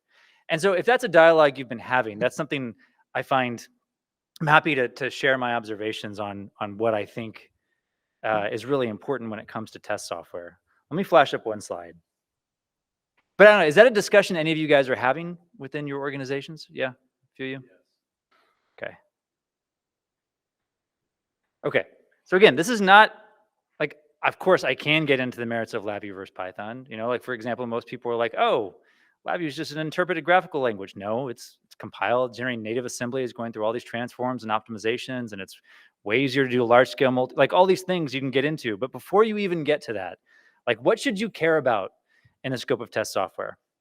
And so there's 7 points it builds, but just quickly, test software is often uniquely constrained by interaction with I/O in a way that most software languages are not. Right? Like if you think about general purpose application software, you're often just at the limit of the performance of whatever system it's running on. And of course, now you can containerize it and you can scale up and scale out, but you don't have this like real world limitation of how quickly you can talk to a device or digitize information, let alone a typical test system where you have a lot of different digitizers all doing their own thing independently at independent rates, which underscores the criticality that you be able to do those and maximize your utility without disrupting the utility of any of the other components of the system. I have to be able to get data from this scope or this RF device or whatever as quickly as I can, whatever constraints I need. And so you need parallelization in software. You need the ability to independently talk to those devices at whatever rate makes sense and then deal with the command logic and the data streaming and all these things. So parallelization, and we've talked about it historically a lot, but I don't think we ever really at least many of us internalize why it's so uniquely important for test software. And oftentimes it's because of some of the constraints imposed by hardware. And like, who has more hardware than a test software application? And it's such a dynamic array of hardware typically too. Performance is critical, and performance often is overused to just refer to like pure speed. Like determinism might be a better way to phrase this, but like if you're talking with real hardware, you know, typically you care about, of course, obvious things like safety and responsiveness, but also as DUTs get so complicated that it's no longer a pass-fail, you're increasingly seeing actual simulation setups in production settings, right? To actually test this ECU, we want to simulate the world around it and make it think it's actually in the car. And so performance, determinism, responsiveness, all that becomes really, really important in the test system. And, you know, that combined with the previous point, really hard. Engineering data. There's so many great applications out there for UIs. John, where'd John go? He ran away. Oh, there you But most of them are not designed to deal with large amounts of engineering data. So while I agree with you, by the way, you can spin it too. Yes, the 90s called, they want their UIs back. But man, if you're watching the Discovery Channel late at night, you're like, oh, I see LabVIEW. Right? It's easy to spot in the wild. Right? True. Exactly. And if they do, it's typically not catered around engineering data. Finance data, yes. Parametric data, yes. Like application software interactions, yes. But large amounts of waveform and engineering data, no. And that's obviously core to everything we do. Of course, there's the mix of instrumentation and hardware vendors and all the protocols that we have to support. Then there is the fact that typically the people that are experts in the system itself are not experts in software. So you've got to have the ability to scale and achieve performance and reliability and qualify test software, but still empower physics guy or mechanical guy or electrical guy. And that ultimately, you know, kind of related, it's not just about the manipulation of data, but the visualization of data. And you need dials and gauges and like pressure meters and all these things that are very specific to engineering applications, even though they look like they're straight out of the 90s. And ideally, you're benefiting from access to other people that are using the tools for similar applications, to my earlier point around kind of the cohesive nature of the LabVIEW community. So I think these are 7 points I will offer as, again, it's not an explicit defense of LabVIEW or, you know, an indictment of Python, but it's things that I think any test software developer should really care about. And if you kind of take these to their limit, LabVIEW actually is a pretty strong contender for all of these points. And I do have slides that go through each of these for Python. If you're interested, I'm happy to equip you with them. But let me pause there and see if that resonates, if you think that's helpful.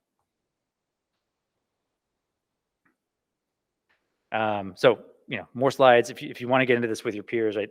Parallels, this.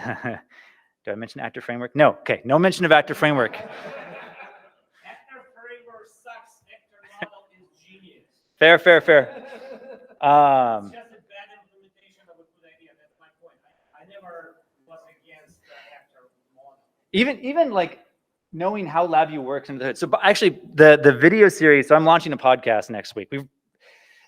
Stupid videos have been in production for months.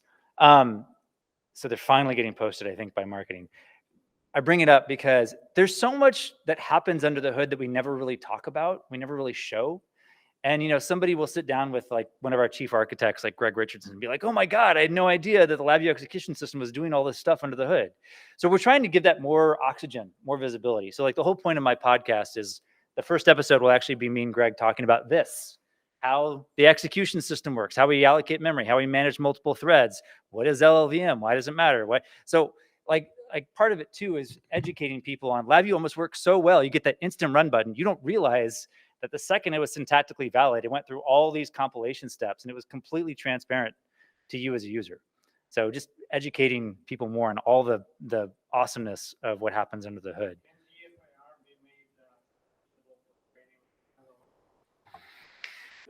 So there's actually talk of that. I'm not sure. I'm not plugged in. There's lots of fires to fight. That's not one I'm currently actively involved with, but it's an interesting question. I don't know the answer. Yes. I was going to say parallelism is probably one of the main reasons we love LabVIEW so much, because we've been writing parallel code forever and didn't even realize it at first. And when we got multi-core CPUs, suddenly it actually was worthwhile. 8.20, right? We could blow anybody away with our code because we could, I mean, my code runs 140 threads on average. You know, I'm running on one machine, I'm running 100 different DUTs at the same time in asynchronously in parallel. And see, and I could never write that in any, and I wrote that all by myself. It would take 20 C+ or C# engineers to even think about writing that. And so I think we have done a disservice because we haven't, like, when LabVIEW became multi-threaded, actually for the first time it became multi-threaded, I think in 5.0, and then we really played it up in 8.20 from a marketing perspective. We also made it a little bit better, but it was really 5.0. But we talked about how good LabVIEW is at it, but I don't think we ever really crystallized, either for ourselves or our customers, why it's so uniquely important and valuable for a test system. And so hopefully this is helpful. Maybe there's a better way to do it. This is kind of me kind of socializing this idea, but like, you think about like, why does parallelization matter so much? It's to your point, like you have all these different things that you don't control. It's not just run as fast as you possibly can. It's like, no, I have a DUT that has to talk at a certain rate and devices that are interacting with it at certain rates. And all those are different.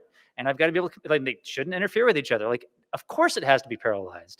Well, but that's still already antiquated. I can you give me a means to tell that this piece code runs in this separate thread. No, you don't give me that. There are these execution systems with fixed number of threads, and nothing I can do about it. Right. And there is only fixed number. You lost of me. them. Are you arguing that LabVIEW doesn't do a good job of it?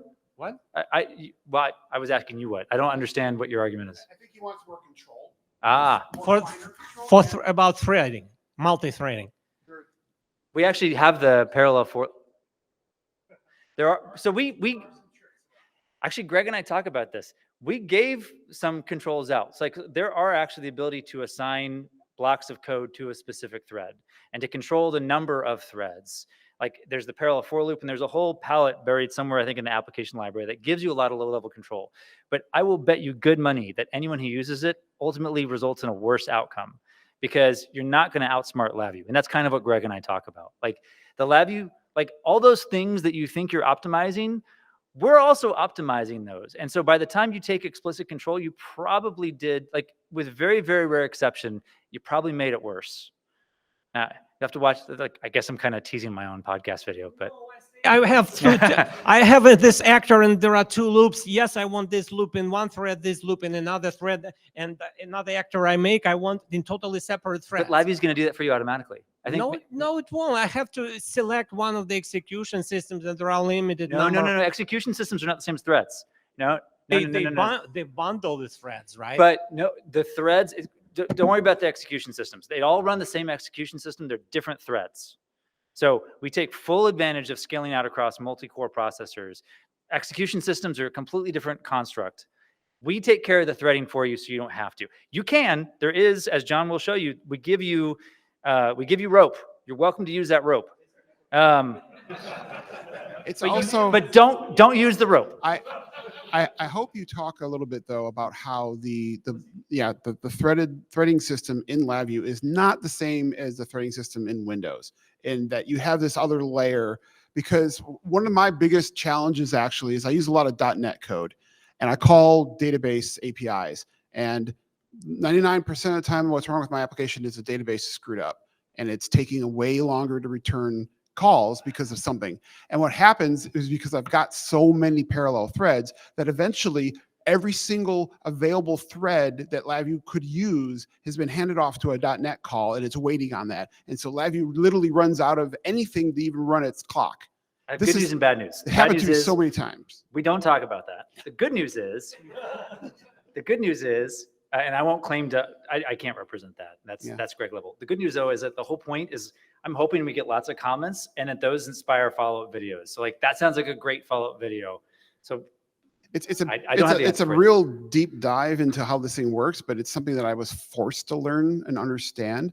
And it would be great to, expose more of that stuff out there. Yeah, you've already surpassed my knowledge on that. But whether or not we make a follow-up video, like the whole point of this series is, I hope it sparks questions that then allow more people to engage directly with R&D experts to get those types of insights. Okay, so that's LabVIEW versus Python in a nutshell. Again, I hope that's useful. There are more slides. There is more content.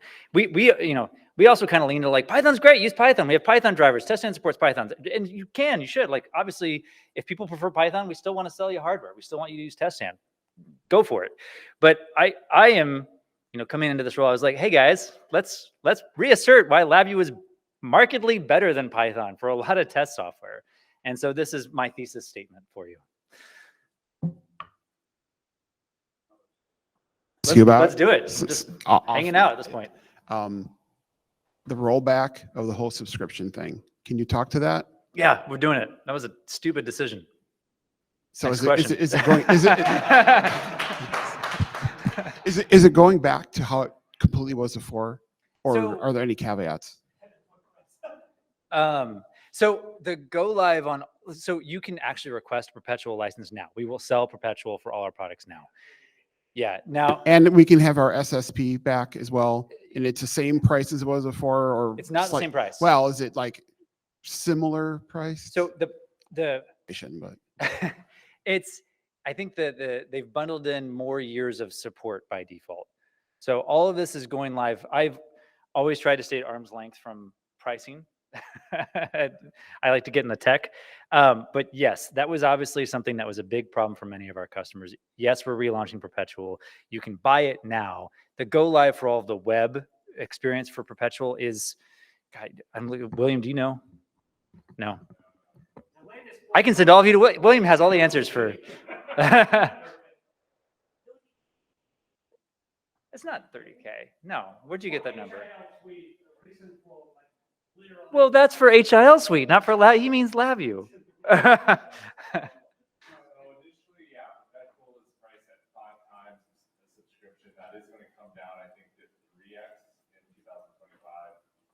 SSP is going to be 25% of whatever that perpetual price is.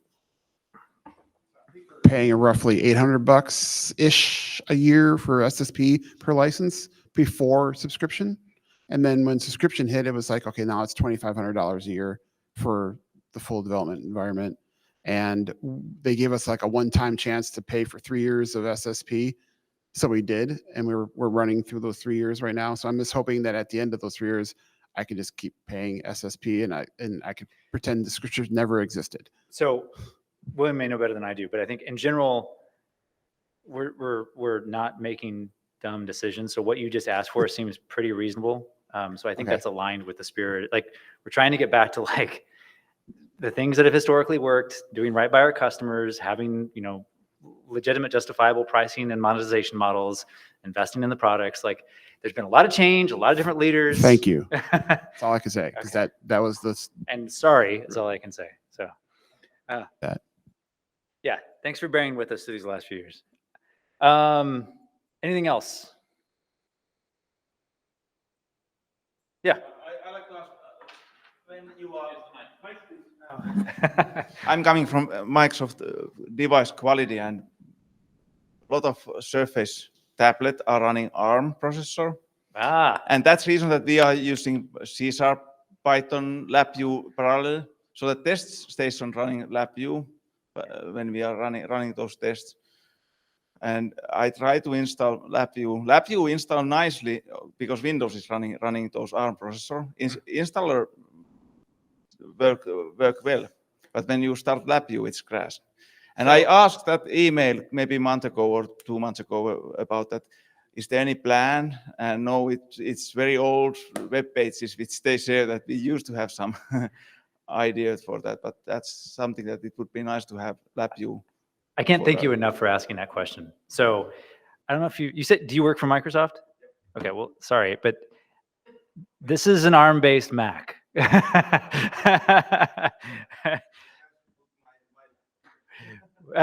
Well, the point is, like, ARM is increasingly a very compelling piece of silicon.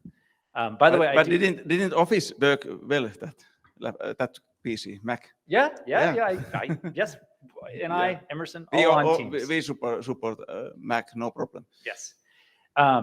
So ARM is, it's not on my list, but it's not on the list, but it's on my list. It's something there's a lot of discussion about, because you look at the power versus performance envelope, you look at whether or not you like AI, the co-processing and neural network. Like, yes, that's an incredibly interesting target, something we're actively talking about. Ironically, I am running LabVIEW on this ARM-based Mac because I'm running LabVIEW for Mac on this Mac, which is not officially supported, but I'm also working on that. Don't tell anybody.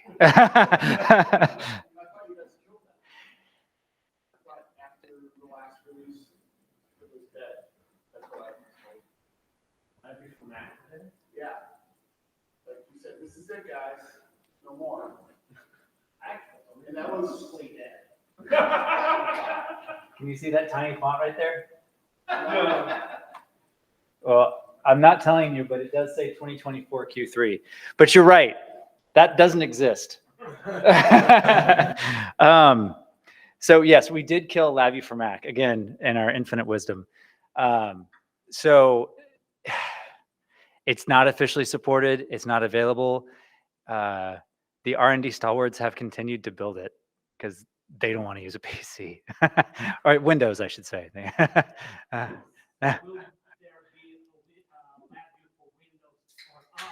Not on the, Well, so okay, look, the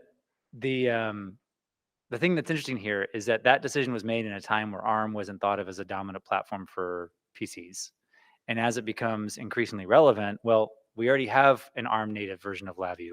I'm using it. So that was the LabVIEW 2023 Q3 was a port of LabVIEW for Mac for ARM. So that does exist. So I am so glad you asked the question. I agree that ARM is like imminent. And the good news is we've already done the work. So then, when does it come to Windows? What is the future of Mac? There's a lot of questions tied up in this. So that is something we're actively thinking about. If you have input, though, all I can do is take input on this topic. But John.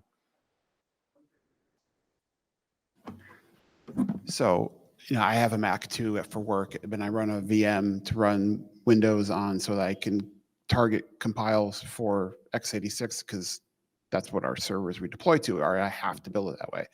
But also because I have to use .NET and I can't do that even on the Mac version.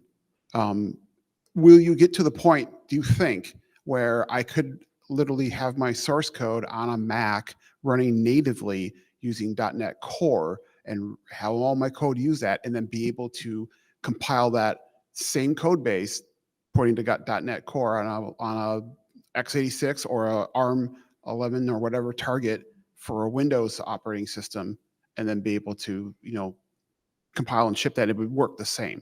Could we get there? I mean, the dream is that you write your source, I also have a PC, right? And so like I work on applications on my Mac and I go to my PC, I work on the applications on my PC. And then, ultimately, if I want to deploy it for a specific target, then ideally you kick off a CD pipeline and you say, I want it for Windows or Linux or whatever, and it kicks out those binaries. Right. So what I am not sure on is in the development environment, you have a dependency on .NET. .NET isn't installed on the Mac version. So I'm not sure, like you would have to have an abstraction layer that allows you to continue working on it without having that dependency present. Right. But if you use .NET Core, then I don't, because .NET Core is everywhere. So .NET Core is in the roadmap, right? That was part of the plan. So then would .NET Core be available on Mac? So I could write one VI that calls a .NET Core function, and I can move that VI to Linux, Mac, or Windows ARM, and it would work so everywhere. Linux, the answer is almost certainly yes. Okay. Because Linux is an increasingly requested platform for us. And I think that's part of the motivation for .NET Core. That would solve platform Ubuntu, compatibility issues because we offload a lot of work to .NET for like reading and writing XML, talking to SQL databases, a whole host of things, or even just calling into the OS and doing stuff. We find a .NET function that does it, and that and it would be great to be able to not, like you said, have to write two different versions of the same source code and just. So .NET Core is coming. I want to confirm this for you, but it should be fully supported on Linux. I'm 99% sure because I'm pretty sure that's a motivating reason for getting to .NET Core. At which point, yes, exactly that. Obviously, I can't say anything official about Mac, but especially by the way, as we renew our focus on students in academia, they like Macs. So underscoring the importance of revisiting some of these decisions. Again, no promises or commitments being made. But around .NET Core, yes, that's coming, which should enable exactly what you're describing, with the exception of Mac, officially. Okay. I'll take that as a qualified yes. Okay. But you were mainly asking about Linux anyway, not Mac, right? You were mainly asking about Linux and Windows. So like I said, I have to deploy to a Windows 2022 server but OS. You work on a Mac sometimes. And because I hate Windows. I'm sorry. I've used it too long. I dumped all of them. It's a long story. Anyway. It's not Windows. It's the hardware it typically runs on, just for me personally. That is true. But, my watch, my phone, my tablet, everything. I love that Kool-Aid. It's the best Kool-Aid in the world. Anyway. But nonetheless, my job requires me to build a executable that runs on an x86 OS. And I can't do that without having a virtual machine. Or actually what I've actually had to do now is I have a tiny little Windows PC on my desk that I remote into from the Mac because my very last x86 Mac is about to go dead, and I'm going to have to go to an M series, and then I'm screwed on VMs. I can't do VMs anymore because there's no way to do that. There's a pretty healthy secondary market for x86 Macs these days. Like, Well, I get what the IT guys give me. I don't have choice in this, so I'm clinging to this 2017 Mac for till it's dead. But anyway, I'm hoping for a solution before this thing dies, I guess. Hey, is that possible? Maybe. Okay. Follow up with me offline. But okay, I guess we've covered a lot of ground, and I want to kind of just like take a breath. And I think, again, I want to emphasize really good feedback, lots of discussion. Me being here is both because I want you to know what we're working on, and I also want to hear from our customers. And I also want to impart to you, like, even up to Ritu, like, very, very interested in the market sentiment, what customers are asking for. Are they happy about where we're spending our money? What are the things they want to see from us? So, like, in the time that we have left, any other sentiments or feedback is incredibly valuable. And really, I do want to bring that with me. So we can go into any other number of topics or concerns that you guys have. I also would like to just get a sense of, like, based on what you've seen, based on what I've said we're doing, our philosophy moving forward, what do you think? What's your feedback on what you're hearing? I'm encouraged. Encouraged? I know you're skeptical. Hopeful. Hopeful, okay. We need to see it happen this time and not get canceled. We've been promised a lot of things in the past. I'm sorry. It's this, I've been around this thing for a while, and I've seen a lot of promises come and go, and a lot of demonstrations of what's coming around the corner, and most of them never happen. And I know you guys have been through a lot, as a company. So I've been through those things myself. So yeah, fingers crossed. Another one, I know we're at a LabVIEW user group meeting, but you mentioned about other software investment, and are you able to give the 2-sentence description of other software investments? Is Testan going under the same level of work on that? Is Diadem gonna die or survive? Any of that other stuff? Yeah, so it almost sounds too easy if I'm like, yes, they're all getting investment. So let me try to be as, like, real with you as possible. Diadem was, that question, is Diadem dead, has come up so often. It almost does it injustice just to say, like, yeah, of course Diadem's around. Like, yes, we. You don't want to sell to us, or you want to charge us way too much because the licensing for the software of Diadem is so different than other software that you got in the portfolio. Is that because you're using it with, like, is that because you're using it with System Link or the Data Finder server? Oh, no, I'm hoping to get turned on to System Link, but we've got to find a better pricing model for that. But no, I have to understand what I'm allowed to say or not. We have an enterprise agreement. We have been closed out of Diadem of our enterprise agreement because of extra licensing that NI has to pay to be able to allow Diadem into our enterprise agreement. We own Diadem. There shouldn't be any.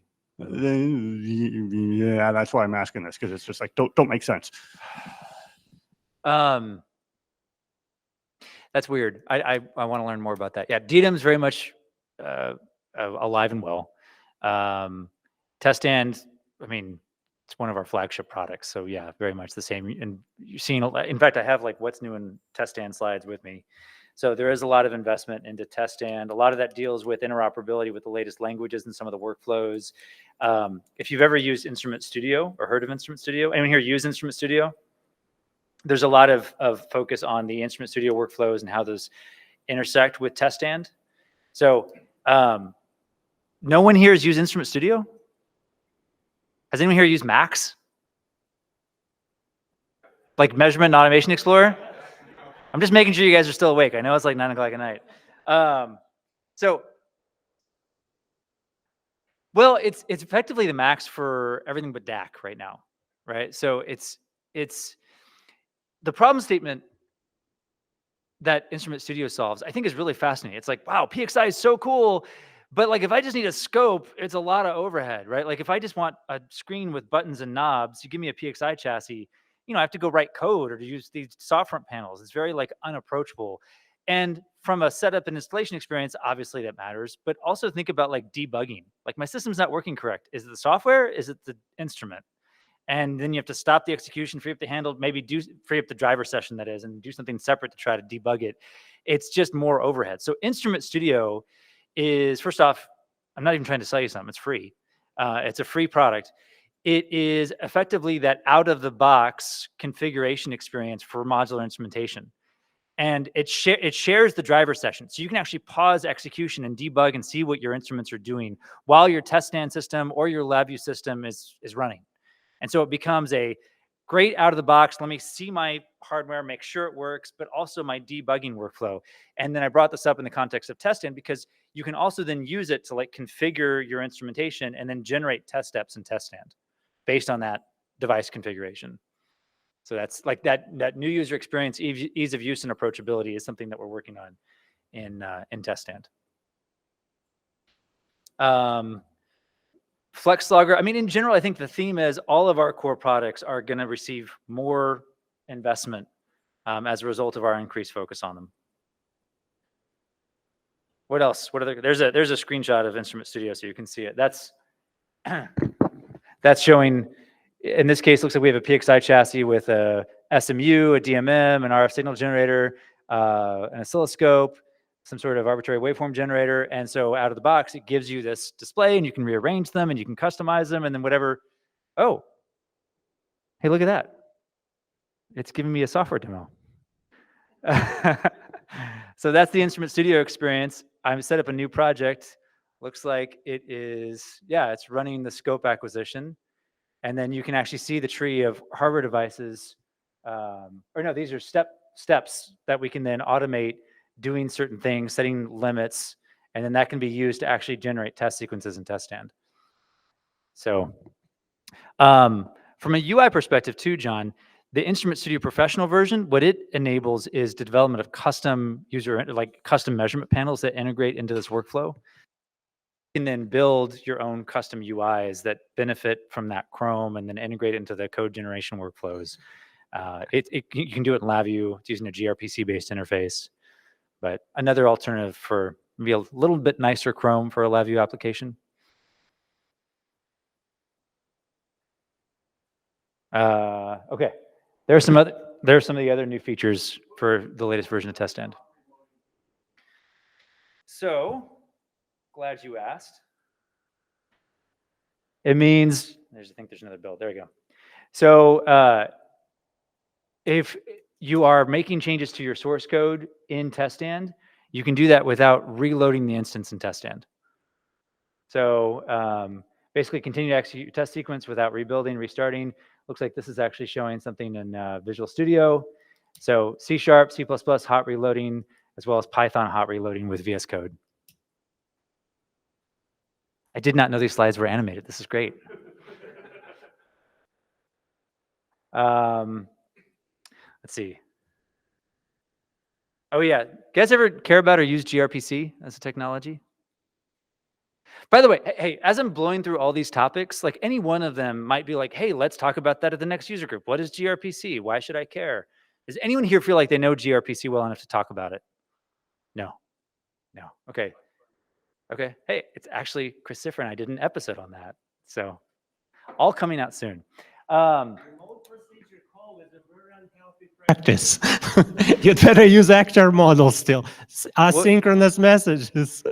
You can use gRPC for actor model. In fact, like most enterprise software these days, when you talk about Docker containers scaling up and scaling out, they're using gRPC for the interface between them. gRPC, the G used to stand for Google, but it's no longer a Google piece of software. The whole point is it's a really performant enterprise scale, large scale way of talking between lots and lots of containers.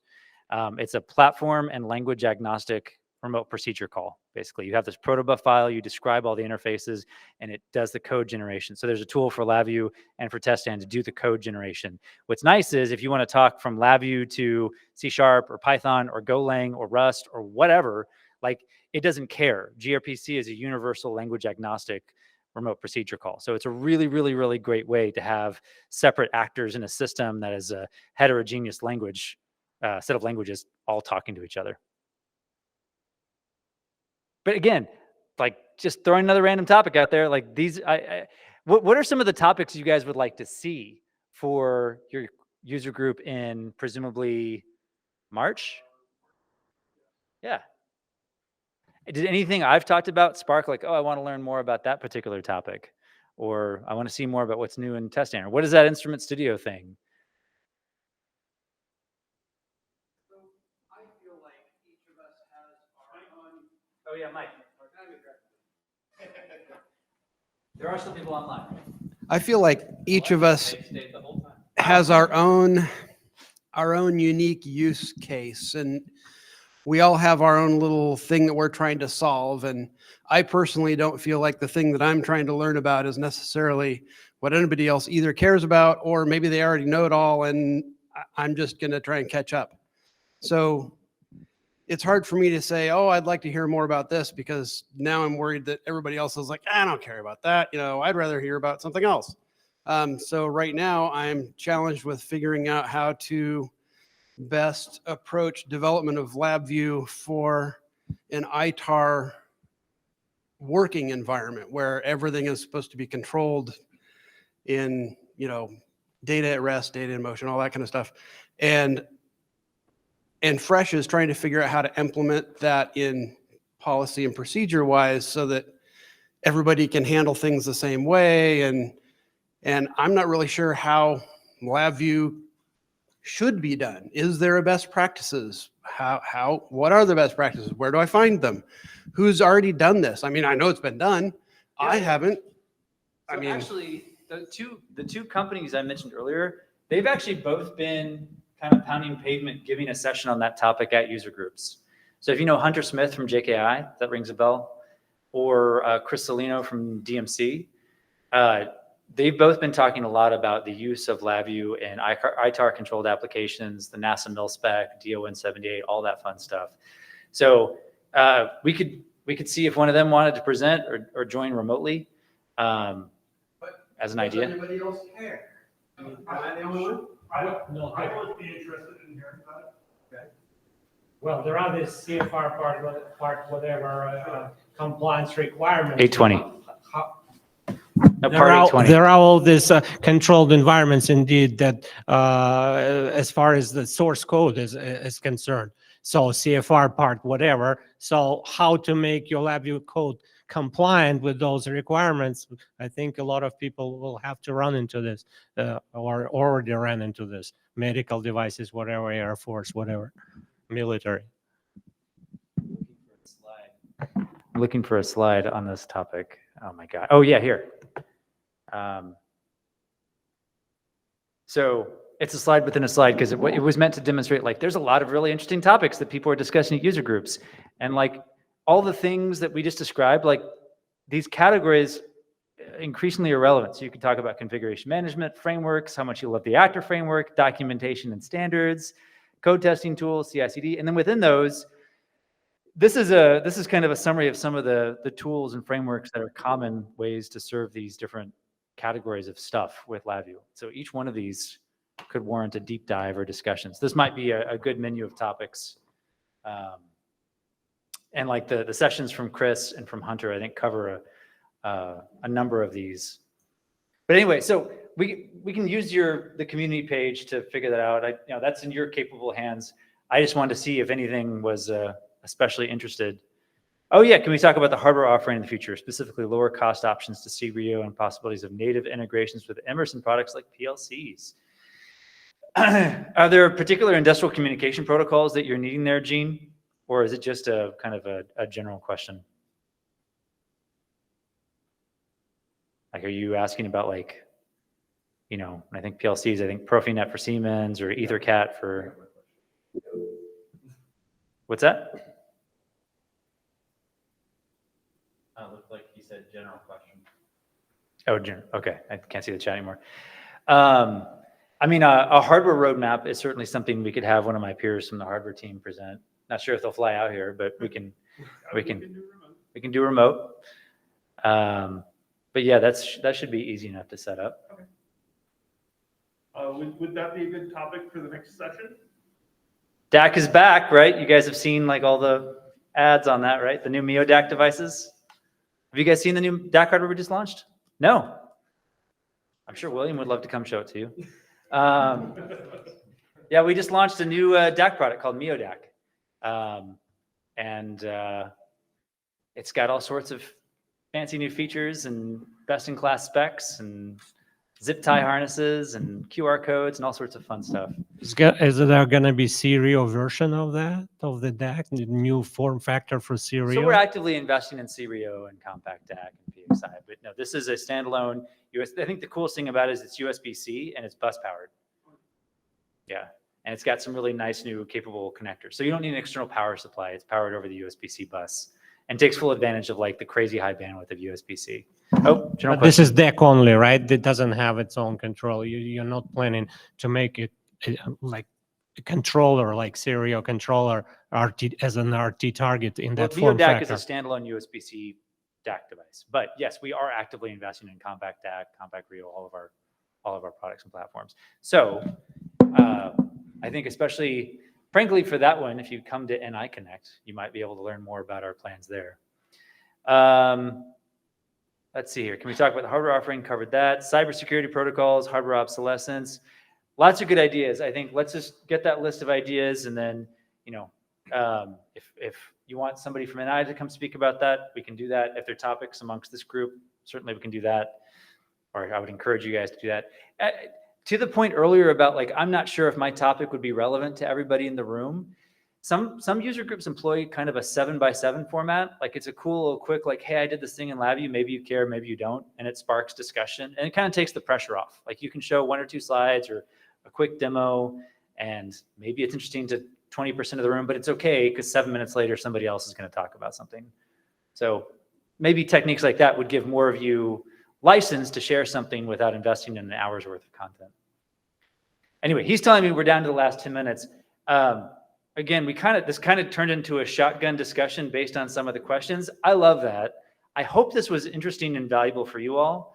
I really appreciate you guys staying around to like, if somebody said, hey, would you like to stay at your office till 9 o'clock at night and listen to a vendor talk to you? I would be a pretty hard sell for me. So I really appreciate you guys sticking around and listening to me.